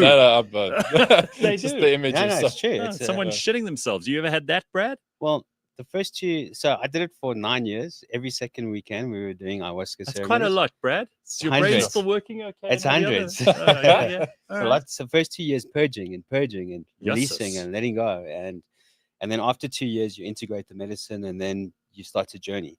How And many ayahuasca experiences did you have altogether? Over 300. 300. Yeah, over. Yeah. Yes, I thought I'd met someone once who'd done a lot when they said they'd done 12, but 300. Yeah, we used to do it every Do you second think you were weekend. addicted to it? Well, it was more community. You get into a community and you actually get addicted to the community. This is just what you guys do every week. Yeah, and then after the ceremony, you come together and you basically form this like family, and through like spending 9 years with this group of people, you get to know people and you get to know them families, and through that there's the addiction. Okay, so you're in this ceremony and you get this attack from this entity, and what did it want? It wanted you to. Well, it was actually coming from a person because one of the people in the. Because I mean, understand that he's been there since the beginning. Yeah. They asked me to run the ceremony. All of a sudden, I am Bit of conflict. in the front there. Shit. Pouring the medicine, and I could feel it. So after that, I decided to go look for a shaman. I was in Cape Town at the time, and I started walking with a shaman. Every third person in Cape Town's a shaman, aren't they? Okay, so you started walking with the shaman, but does that mean you actually go on walks? No, well, is it a it's called a shamanic spiritual walk? walk? Yeah, so basically you're going to. You're not climbing Table Mountain. No. All right.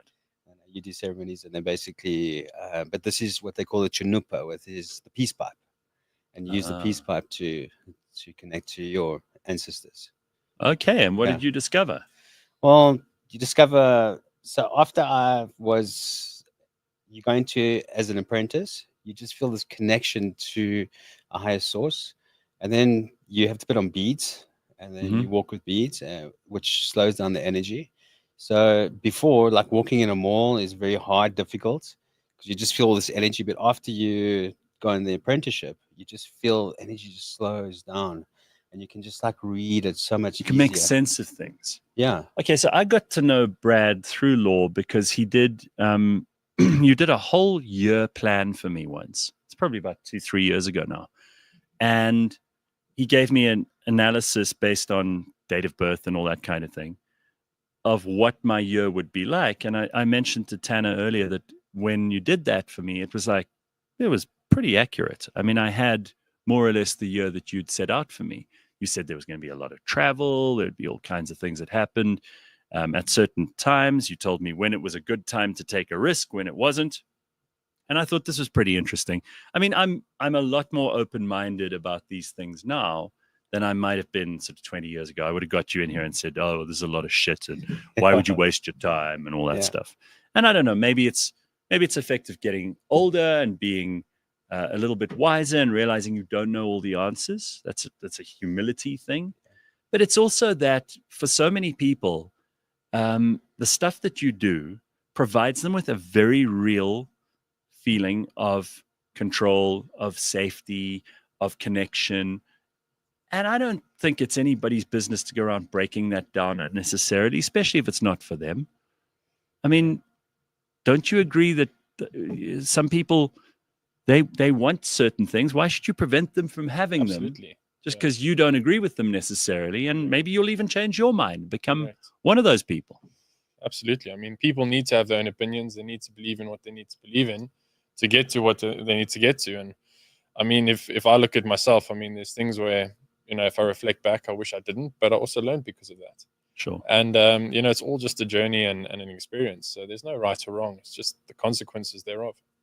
Are you still doing these charts for people? These and you have a lot of clients, and you talk to them every day. Majority you send them, and you so send them a little voice note every single day, yeah. about what their day might have in store for them and all that kind of thing. Okay, so let's talk a little bit about numerology, because that's a whole other thing, and that you've been doing for years. Yeah. So numerology has to do with what effectively the numbers mean, where they come from, how each number represents a bunch of different ideas or concepts. And there are definitely things about the numbers that are universally true. I mean, the number one, the leader, one is going to be the pioneer, the first of many, the person who tries stuff for the first time, makes things happen, is very much a driver. That's a number one. And that's what people would associate with the number one. Give me some of the other ideas around the other numbers. So I like to associate it to story, because if you look at Joseph Campbell's work, The Hero's Journey. Who's Joseph Campbell? He was born in 1904. Okay. He released this book in just like 1949. Okay. And Hollywood bases their formula on all their movies. So basically, if you've seen one movie, you've seen them all. You said The Hero's Journey. Okay, so this is like, you have your hero takes on a challenge, fails once or twice, then starts to win, and it tells you the story, and eventually you want to be living the same way. He looked at all people's lives, and he found that everyone has the same story. And that's why movies, when you go to movies, you can associate emotion to it. So it's the best way to describe is through the numbers. So like the number one is the call to adventure. Right. So, and then normally when there's a call to adventure, the hero says, nah, I don't want to go. This is too much of a journey. They feel safe. Yeah. So that's the number two, is like, no, I don't want to do this. It's like too hard. It's too difficult. So that's why whenever you go into a 2 year, it's like one of the hardest years to go through, because you basically have to be patient and you have to slow down. And then comes the 3, and then all of a sudden something opens up on the journey, and then you basically cross the threshold. So you accept the journey, and now it's exciting. You know, you get the job offer, and all of a sudden you got this imagination of like and where you're going to go. 3 is very creative time for most people. So the 3 is a very creative year. It's a very, can be an incredible year, but it can also be a year that can bring you to your knees. And then you go onto the job. So basically the hero then goes to the adventure, and now reality sets in. So you go to this new job, and now you realize, okay, I've actually got this really hard boss, and I have to prove myself. So reality sets in, and now you have to do the work. So that's the 4. So 4 is very much about discipline, learning the rules, coming to terms with the jungle gym that you're going to swing from, etc. Rituals, habits. Got you. Yeah. And then the 5 is when things open up, things start to change. And this is where things can either get really exciting or very stressful. So like, let's say you jumped into this job, you don't like this job, and now all of a sudden you're feeling the stress and the pressure, and now you're questioning if you did the right thing. So either people will then make a change around that, or they endure the stress and pressure and push through to the 6. And the 6 is normally when I call it the protection year. So it's a very nurturing, giving, loving year. And this is normally when the hero falls in love in the story. So he finds the girl and finds his love, and then everything's That's great. number 6. Number 6. Okay. Then number 7 is when the truth is revealed. So basically the hero is hiding something about themselves, and then it's revealed. That's the 7 year or the 7 experience, right? The all is lost. So basically, and it can be a very spiritual. That's right. 7 is the holy number internal. and all of those things, right? Yeah. So you're thinking, you're contemplating, you're analyzing internally. Yeah. Because of this event that's happened. And then the 8 is basically when, so the 7 could also represent going into the cave. If you actually look at the number, it represents, if you look at the shape is like the surface, and then almost like going into the tunnel. Yeah. And think about when the hero goes into the tunnel, he has to go face the dragon to go find this piece of power to fight the big monster or demon. And that's the number 8. So the 8 will always throw you a challenge. And whenever the challenge comes, you have to overcome your challenge, because on the other side of your challenge is your confidence, your courage. And then once you defeat your demons, you are liberated. And that's where you get your power. And normally in the 8th year, this is where your abundance, opportunities really come to fruition. And then we move into the 9, which we're going into next year. So the planet is moving into a 9 year. And this is like where we have to detach from the story. It's the return home. And the best way to describe it is, if you think about Back to the Future. Everyone's seen Back to the Future, right? Remember the end of the story when Marty McFly is sitting at the traffic lights, and Biff pulls up and he says, "Hey, Marty, you want to race?" And he goes, "Nah." And he goes, "Nah." So he says, and he knows how to push his buttons. You come back, you level up. He says, "What are you, chicken?" Yeah. And that just like pushes Marty's button. Yeah. So he puts a car into gear, puts the accelerator down, and as the lights turn green, instead of going forward, he goes back. And before he went on the journey, he would have gone forward. And when the car spins around, they look out the back window, and I love the way you've explained this. This makes a lot of sense. Okay, so I think it might be fun. I mean, you mentioned, like, I've got all these 8s in my number, so I've got day, you got an month. incredible code. 8-8. It's a lot of 8s there. So lots of fighting dragons, which is great. Love it. No going into caves or being happy in domestic bliss. It's all fucking fighting dragons. So here are the James and Flex and Tanners. So take a look at those while I introduce the idea here. And by the way, we're not going to now go and do everybody in the comment sections numerology, but I think it could be interesting to see what kind of a year people have. Just by way of the year 2025 being a 9, the way you work that out is 2 and 2 is 4, and 4 and 5 is 9. Yeah. And there's a 0 there, which you don't count, obviously. And you can do this with any year, any number. And you can also figure out then that obviously a 10 doesn't exist, because 10 is 1 and 0, so you go back to 1. But there are also these other numbers that break the rules, right? Like an 11. Yeah, the 11 is or a master 22. number. 22 master number. Right. What are those? So you actually are 22. I know, that's Yeah. why I'm asking. Yeah. So is that a good thing or is it a bad thing? No, it's a really good Are we thing. talking Mother Teresa or Adolf Hitler? What are we talking about? Which side of the spectrum? Well, I think Mother Teresa also at the same. I think she was Yeah. born on the same So day. as Jesus, you. funnily enough, is an 11. Mother Teresa and Yeah, Adolf she was Hitler also an were 88. 22s. So Very yeah, you've got to powerful, look yeah. at these things carefully because they can make you, frightened if those are the examples you got to follow. But what does it mean if you're an 11 or a 22? So 11 just means that you got a message to deliver to the people, okay, and you got a spiritual responsibility. But that just means you're gonna only flourish in your 40s. So life, you have to go through this life of learning and going through hardships and pain and suffering, because when It's like you get extra burdens, but you Yes. get extra points. Yeah, and it's right from a young age. Right from a young age, so you'll have a really struggled childhood. Yeah. And then the life prepares you to help other people. And the 22? And the 22 is what we call the master builder. So the master builder is wants to build up structures and wants to build significant things for humanity. Like Leonardo da Vinci was also 22, and yeah, I mean, you know his story and how he shifted and changed. That's why he and his story is why I hate the saying "jack of all trades." Yeah. Even though it's part of a much longer saying, and people only know "jack of all trades, master of none," which isn't exactly what was written all those years ago. But he was a master of many things. Right? Yeah, I mean, he said, like, people said, "I wish I was like you," and he said, "Well, only if you knew how hard I worked." Well, didn't Elon Musk say this just the other day? I don't know what his numbers are. Yeah, he was actually born in 9 year, so he was born on the 1st of June. Okay. Yeah. Well, it's interesting because he said a while ago, in an 28th interview, of June. Sorry, 28th of June. Yeah, he said in an interview, somebody said, "Oh, it must be really nice to be you," and he said, "You wouldn't want to live in my head."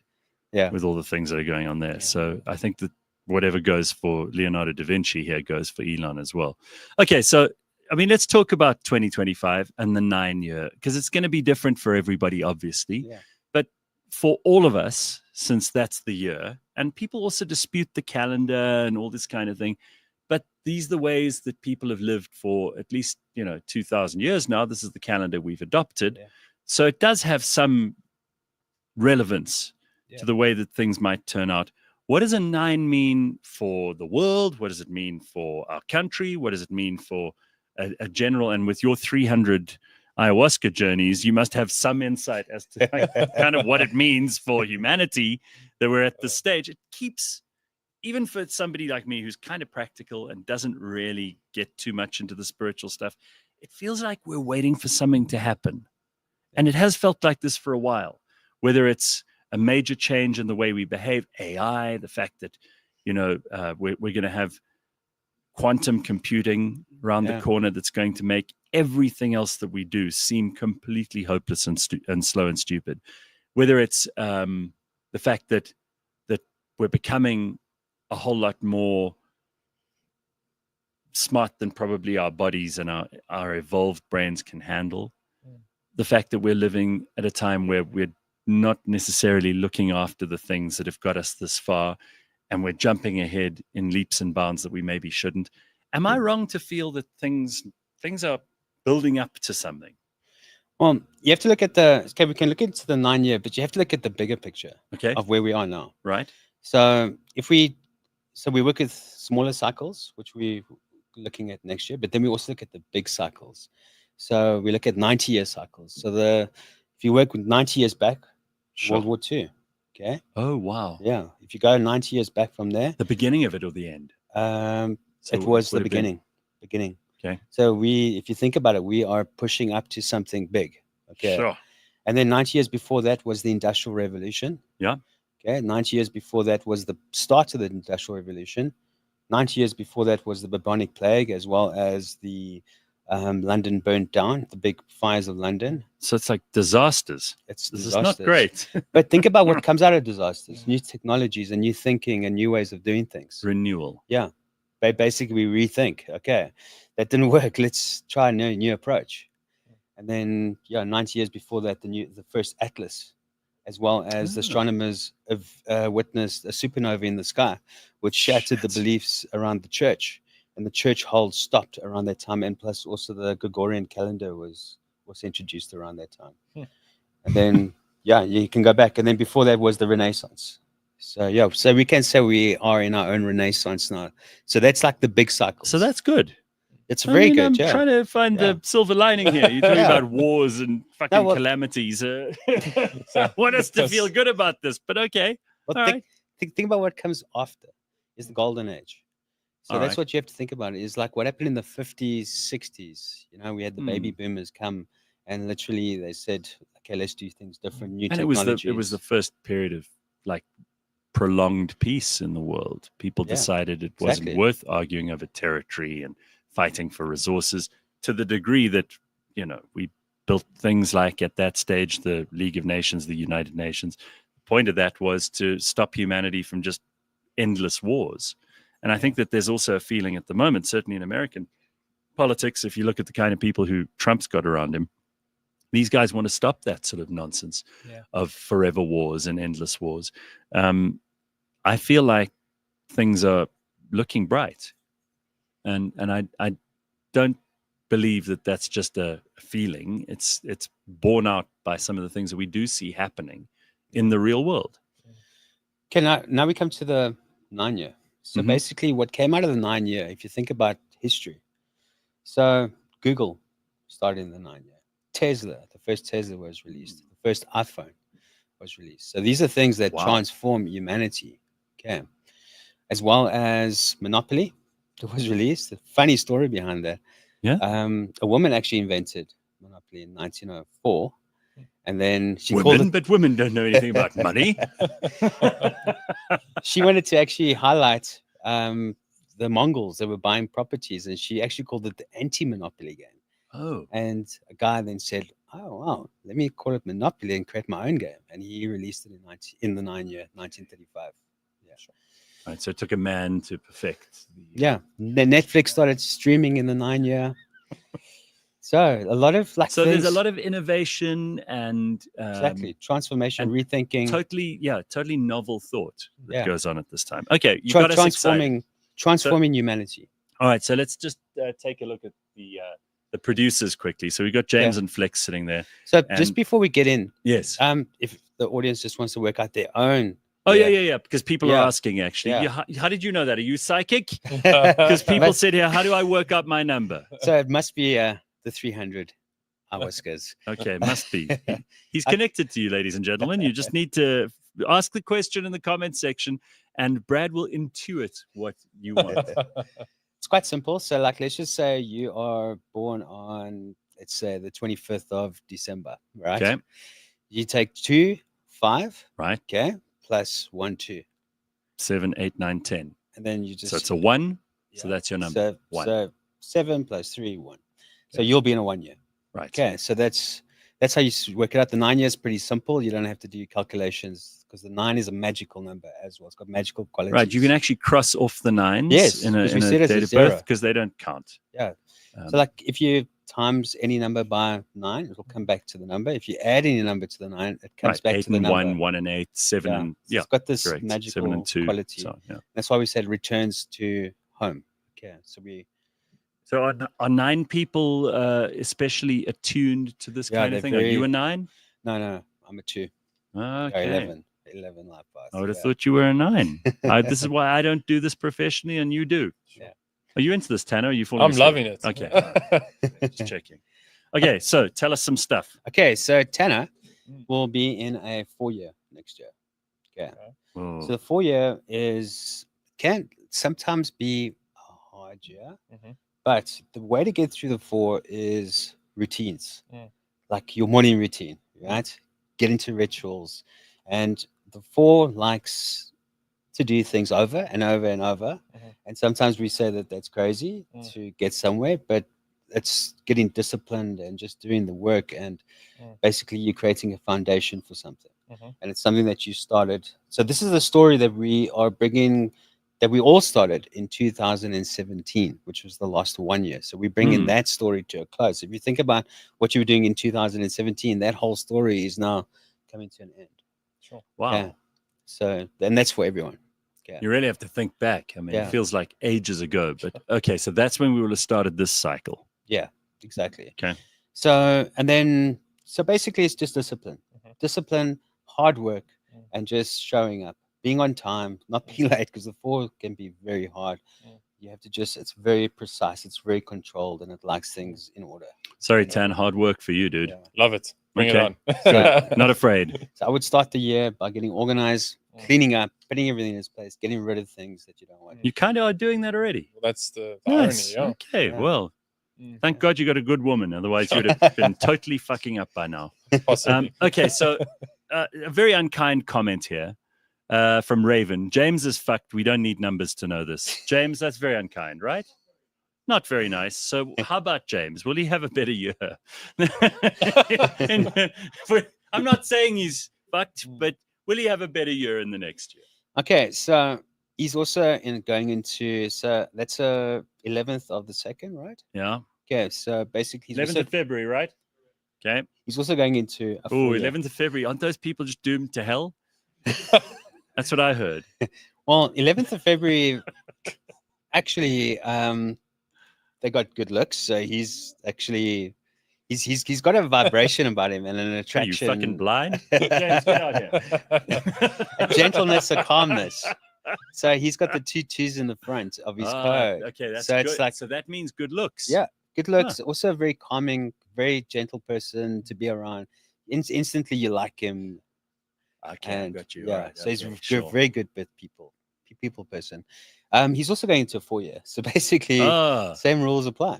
Yeah? Hard work, James. Yeah, lots of hard work, foundation. Heard him He sigh. went, oh no.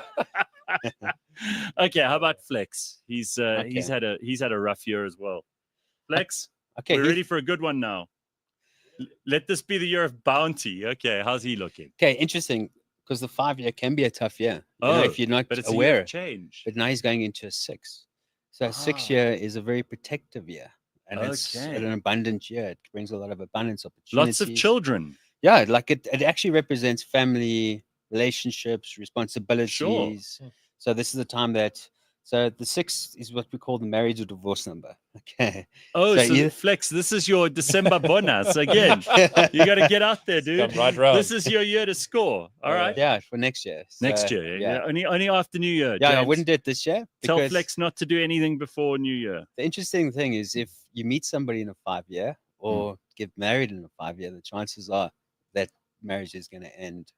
Oh. Yeah, or you're going to just like be at stress with each other. So if you're going to get into a relationship with someone in a 5, it's just for fun. Okay, so it must So be this- like a once off. Yeah. 6 is I'll get more, you an Uber in the morning. That Yeah. kind of shit. Yeah, That's kind but- of what Law was thinking would happen with you two when you got together. Look at you now. Okay. All right. That's very good. So actually, guys, I mean, there isn't a bad or a good. All of this is just part of the story. It's all part of the What story. am I doing this year? You're going into a 7. Okay. Oh, spiritual. So 7 is like It's a the year I'm going to start my mega church. This is my year, ladies and gentlemen. I'm going to start my mega church. We're going to be spraying doom and having people eat the grass and lighting our farts and getting closer to the spirits. You think I'm joking? Flex, you think that's funny, eh? With your shitty fucking 6 year. Wait till you get to your 7. All right, so what does this actually mean for me? So basic for you. Yeah. Okay, so for you, it's going internal, rethinking things. So basically, you are rethinking for your next 1 year. So coming up with new ideas, and seeing what works, what doesn't work, and then rethinking things, and then probably it's in exciting. 3 years' time, everything's going to change. That's exciting. I like the sound of that. Okay, so there are obviously people in the world who have a tremendous and outsized effect on things. What do you think the effect of politicians, people like the president of South Africa, the president of the United States, the leaders of the world, whoever they may be, because actually I think we've got a major crisis in terms of leadership. Yeah. I think there are too many people in the world, and particularly in South Africa, who are actually probably not the kind of people we would have chosen to be leaders, but there they are, for good or bad. Maybe their own ambition got them there. But do you think those people have an outsized effect on what happens? But like in the bigger scheme of things, like, yeah, I mean, to the point that the numbers will bear this out. You know, that numbers will say, well, yes, Cyril's the kind of guy who would put money in his sofa, for example. Doesn't tell you that stuff. Well, it could. It could, yeah. Took enough ayahuasca, you could see how much money Cyril's got in his sofa. You could astral travel there and take a look. Yeah, so with Cyril, he's got something missing in his code, which that's why he's all talk and no action. Really? Okay, yeah. Now you see, that's interesting. Yeah. And if you think about what's happening with South Africa now, and if you look at what the ANC is going into next year, I think a lot more stuff is coming to the surface. If you think about John Steenhuisen, yeah. If I was John Steenhuisen, I don't really, but yeah. I wouldn't have actually gone into the ministry.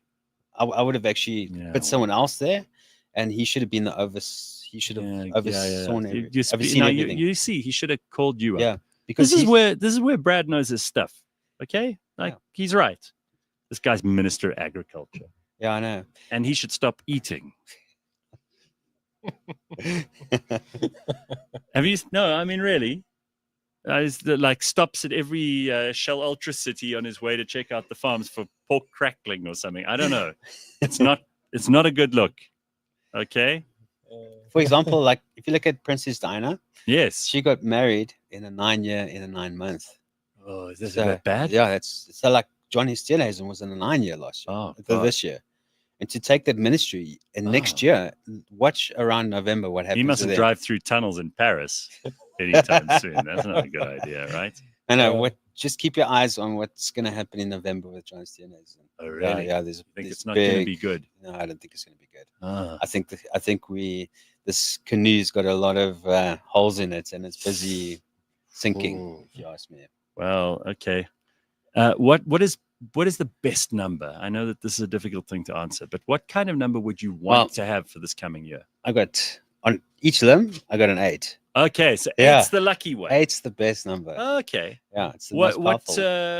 That would be my next year after this one. Yeah, that's your next year. So, all right. What happens in the 8th year? You mentioned earlier that it's the dragon slaying, it's the reward, it's the abundance, all that stuff. But what sort of practical things do people who might be going into an 8th year, and there's probably a couple of people who are calculating that they'll be doing this now, what could they look forward to? Why is it such a great year? Well, the themes are money, power, leadership, control. All the things we like. Yeah, and politics, money, power, leadership, control. That's what I wanted for Christmas. How did you know? Right? That's all I want. If you think about this year was an 8th year for the planet, and if you think about what themes are running for the world, it's all about money, power, leadership, and control. But in some ways, it's about the fall of those things. Because and that's what happens in the 8 years: the rise of dictators, the fall of dictators. Yes. Yeah. Okay. Sounds like the sort of thing Gareth would do besides the numbers. Don't know about you all, but this year so far has done great changes, and the Real Network introduced great shows too. Well, thank you, Judas. That's very sweet of you. And yes, we will be delivering on that front too. So that's also going to be a big part of what we're doing here this year, practically, next year rather. And does it actually kick in on New Year's Day? Kicks in on Is that New how Year's it Day. happens? So there's different beliefs around when it happens for an individual, but for the planet, on the 1st of January, kicks in. The numbers change. For individuals, I've seen truth in both, and the one truth that changes around your birthday. So I've seen things come around your birthday. So some people get a bit uptight around their birthday, and some people love their birthday. I was having this conversation with someone the other day. It depends entirely on your personality, I suppose. But for some people, birthday is a very scary thing. Yeah. Because that's when your actual cycle kicks in differently, right? Yeah. So, and then basically it's just like embracing like your cycle and knowing what you're in. And once you know, basically you can make better choices. What do you want to know? What do you want to know? Huh? I want to know everything. But I like the fact that, you're giving yourself an indication that may already be there, but you've also got a little bit of clarity in terms of, like you say, routine, define yourself, find momentum, create momentum. I want to prove that that I have psychic powers and I'm a clairvoyant. Okay, can I prove this to you? Let's go, G. I am 100% convinced that there will be a lot of people in South Africa on the 1st of January with a huge hangover. We'll have to wait and see. I think that's what's going to happen. People are going to be, there's my mega church. See, we're going to build it next year. That's right. The Gareth Tiff mega church. We need, yeah, there we go. That's excellent. I love that, guys. It's just not big enough because we're going to fill up. You know how these mega churches are serious business, right? Yeah. And in my 7 year, that's what we're going for. So bring it on. Do you think that people are opening up? You mentioned your 300 ayahuasca experiences. People are opening up to the idea of ancient plant medicine that is now, I mean, you hear everybody talking about it. You hear people have all had some kind of experience. A lot of people are very curious about the experience. Some people are already very into it. I think we've been missing out on something for a couple of years. There was that gap where, you know, governments and education and the system, whatever that is, decided that these things are probably not a good idea. And they were put on the back burner for a long while. They're coming back. I feel that. Like spiritual awakening. Well, I mean, people actually taking mushrooms, going on ayahuasca journeys. You hear about this everywhere now. Yeah, I think it might just be a very interesting year for psychedelics, for all of that stuff. Yeah.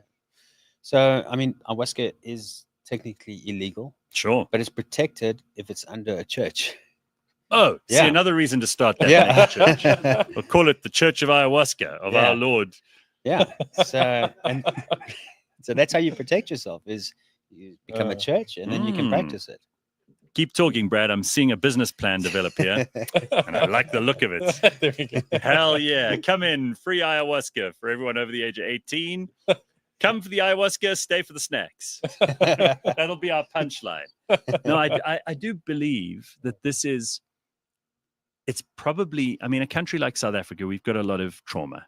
Okay, we've got a history that's full of complicated relationships between all kinds of people for various reasons. We've also got lots of hurt within families, people who are struggling. There are people who are really in survival mode 24/7. And I know a lot of people use weed to cope with that, and some people use alcohol to cope with that. Those are not great substances for spiritual awakening. They just mask the pain. They're like a plaster that you put on a big wound. But I think that if everybody in South Africa had to have, and they've done research now, they're going to be doing more in the future, micro doses of this and small amounts of that, and people who have terrible PTSD being treated with MDMA, for example. We're seeing the world opening up to this stuff. Whether or not you are a scientist of this kind of medicine, if you're somebody who actually understands what the chemical makeup of things like dimethyltryptamine are and how they exactly work on the brain, how they confuse the synapses and open things up because they approach something that looks a lot like the serotonin molecule, that's all very interesting. But for many people, it's just an opening of doors that have been very closed and an opportunity for them to maybe improve themselves, grow a little, learn new things. That's never a bad thing. No, and that's a very good point for next year. Is, okay, first of all, apartheid started coming apart in a 9 year. So this is when F.W. de Klerk actually went to go meet with Mandela in his jail cell in the 9 year. Okay. And then started, and also the Berlin Wall came down 9 year. And then it's a great year to go into. Remember that year? It was in 89. Yeah, 89.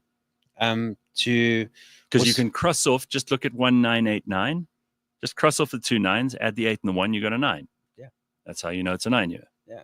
And then this year going into good for getting skills, good for sharing knowledge, attaining knowledge that you will actually use now for the next cycle that's coming for the next 1 year. It's also a great time to start preparing the soil for planting new seeds. Right. So, because it actually, the 9, if you add 1 plus 2 plus 3 plus 4 plus 5 plus 6 plus 7 plus 8 plus 9, you get to 45. 4 plus 5 equals 9. Right. So the 9 has all the numbers in it. Okay. So that's why we don't associate it with anything. So it can be a 1, it can be a 2, it can be a 3, whatever you want. All right, so listen, there are going to be people who listen to this and who want to have you give them personalized information, because obviously what you're doing for us now is very general. Yeah. What's the best way to get hold of you, Brad? Just on WhatsApp. WhatsApp. Yeah. You're going to actually give out your number Uh, to the crazy people who watch and listen to this show. Yes, sis, you better have some personal assistants that are able to filter this stuff. Okay, but seriously, go for it. Okay. You're not afraid because you know what's out there. You've been attacked in ayahuasca ceremonies. You're okay. Yeah. You're fine. And Tanner's got his gun. So go for it. It's 060 060 507 507 3959. 3959. If you missed it, too bad. Then you're not meant to connect with Brad. I think this is amazing. And there are people, I mean, Max Sony says too risky in my opinion. Oh, look, they've put your number on the screen. That's terrific, guys. I really is going to get the lunatics. Max Sony says too risky in my opinion. Obviously, if you're going to get a consultation on your numbers, that's fine. But I think what Mac's talking about here is that some people are probably, it's a good idea for them to avoid any kinds of chemicals. I mean, particularly if you are in a very, very bad place and things are looking very, very dark and you don't have anyone to talk to and you think this is going to solve your problems, it's not a good idea. I mean, you need to have, first and foremost, connections with people and people who have your best interests at heart. And I would advise that nobody should do any of that stuff. And I'm sure you will too. Yeah. Unless you are absolutely aware of what could happen, because it can go right or it could go wrong. And you should probably not do any of that unless you've at least spoken to a doctor about it, because who knows what your own brain chemistry might be. It might not be a good idea for you. We heard a couple of stories about this this dude who shot the guy in New York, the United Healthcare CEO. Yeah. And that guy supposedly also had done a lot of plant medicine. Yeah. So it is not always good for everybody. Let's just be very clear on that. 100%. When I'm talking about it, I'm talking about people I know and personal experience that have brought the best out in people. I don't see it as negative, but there are lots of reasons to be nervous about this stuff. So I don't want anyone to get the wrong idea and say, oh, we're now advocating this crap. So a recommendation is, if you're going to take it, understand that you're not going to be physically, well, spiritually in your body for 9 months. Okay, you're literally going to be detached. Is it for that long? It's that long. That's ayahuasca, huh? It's ayahuasca. One session of ayahuasca can do for that 9 months. 9 months. But in a lot of think about it. Holy a shit. lot of subconscious stuff comes That's up. what I heard the angels sing. Guys, this mega church has got to happen. I'm even hearing signs from God. Well, you know, Brad, if we've learned anything, it's that I've got to start this mega church. I love this. This is amazing. Okay. Any other last things that you want to know, Tanner? Anything else that anybody wants to ask in the comment section before we wrap it up for this morning? Got one more show. Friday's show is our last show for the year. Guys, anything from you? Is Flex going to get his December bonus of some like nice machosha? Yeah, hopefully, he says. There's a machosha for all of us, Flex. Got to find the right one. Shame. And she doesn't have to be a machosha. I mean, let's be fair. You know, that's not how it works for everybody. Then, by the way, TRN, can the background of the comments on the screen be reduced somewhat? It's too bright. White's too bright. Mac, since when are you our creative designer here? Thanks for that comment, but ignore Mac. You have to abstain from everything. Oh, is this true? When you do ayahuasca, do you abstain from all of it? Meat, sex, all of that stuff? Yeah, 100%. Really? No alcohol. 7 days, you go on a special diet. Oh. Yeah, and that'll put a lot of people off. They'll go, oh, well, no, then I'm out. Yeah. Right. Okay. Very, very good. I missed about 10 minutes, so I have to go back, says Bitcoin. But yes, luckily for you, this show is available always on YouTube. You can also follow us on all the other social media, and you will get regular updates. By the way, we've got brand new shows for On the Bounce and for Let's Talk Man happening the whole way through December 2.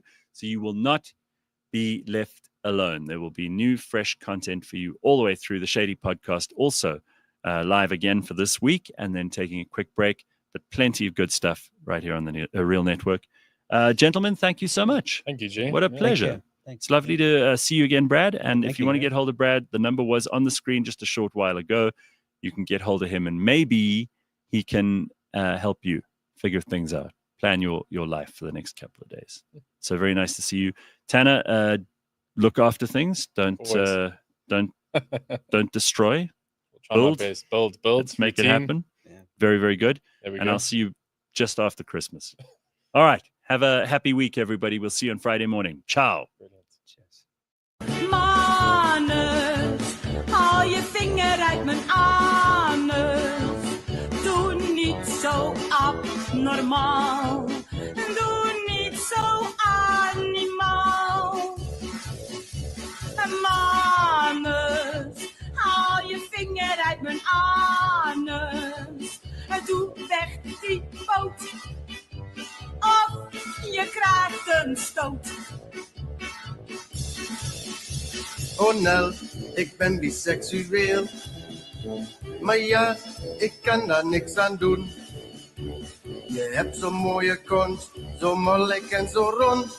Oh wat een gat, wat een gevoel is dat. Manus, haal je vinger uit.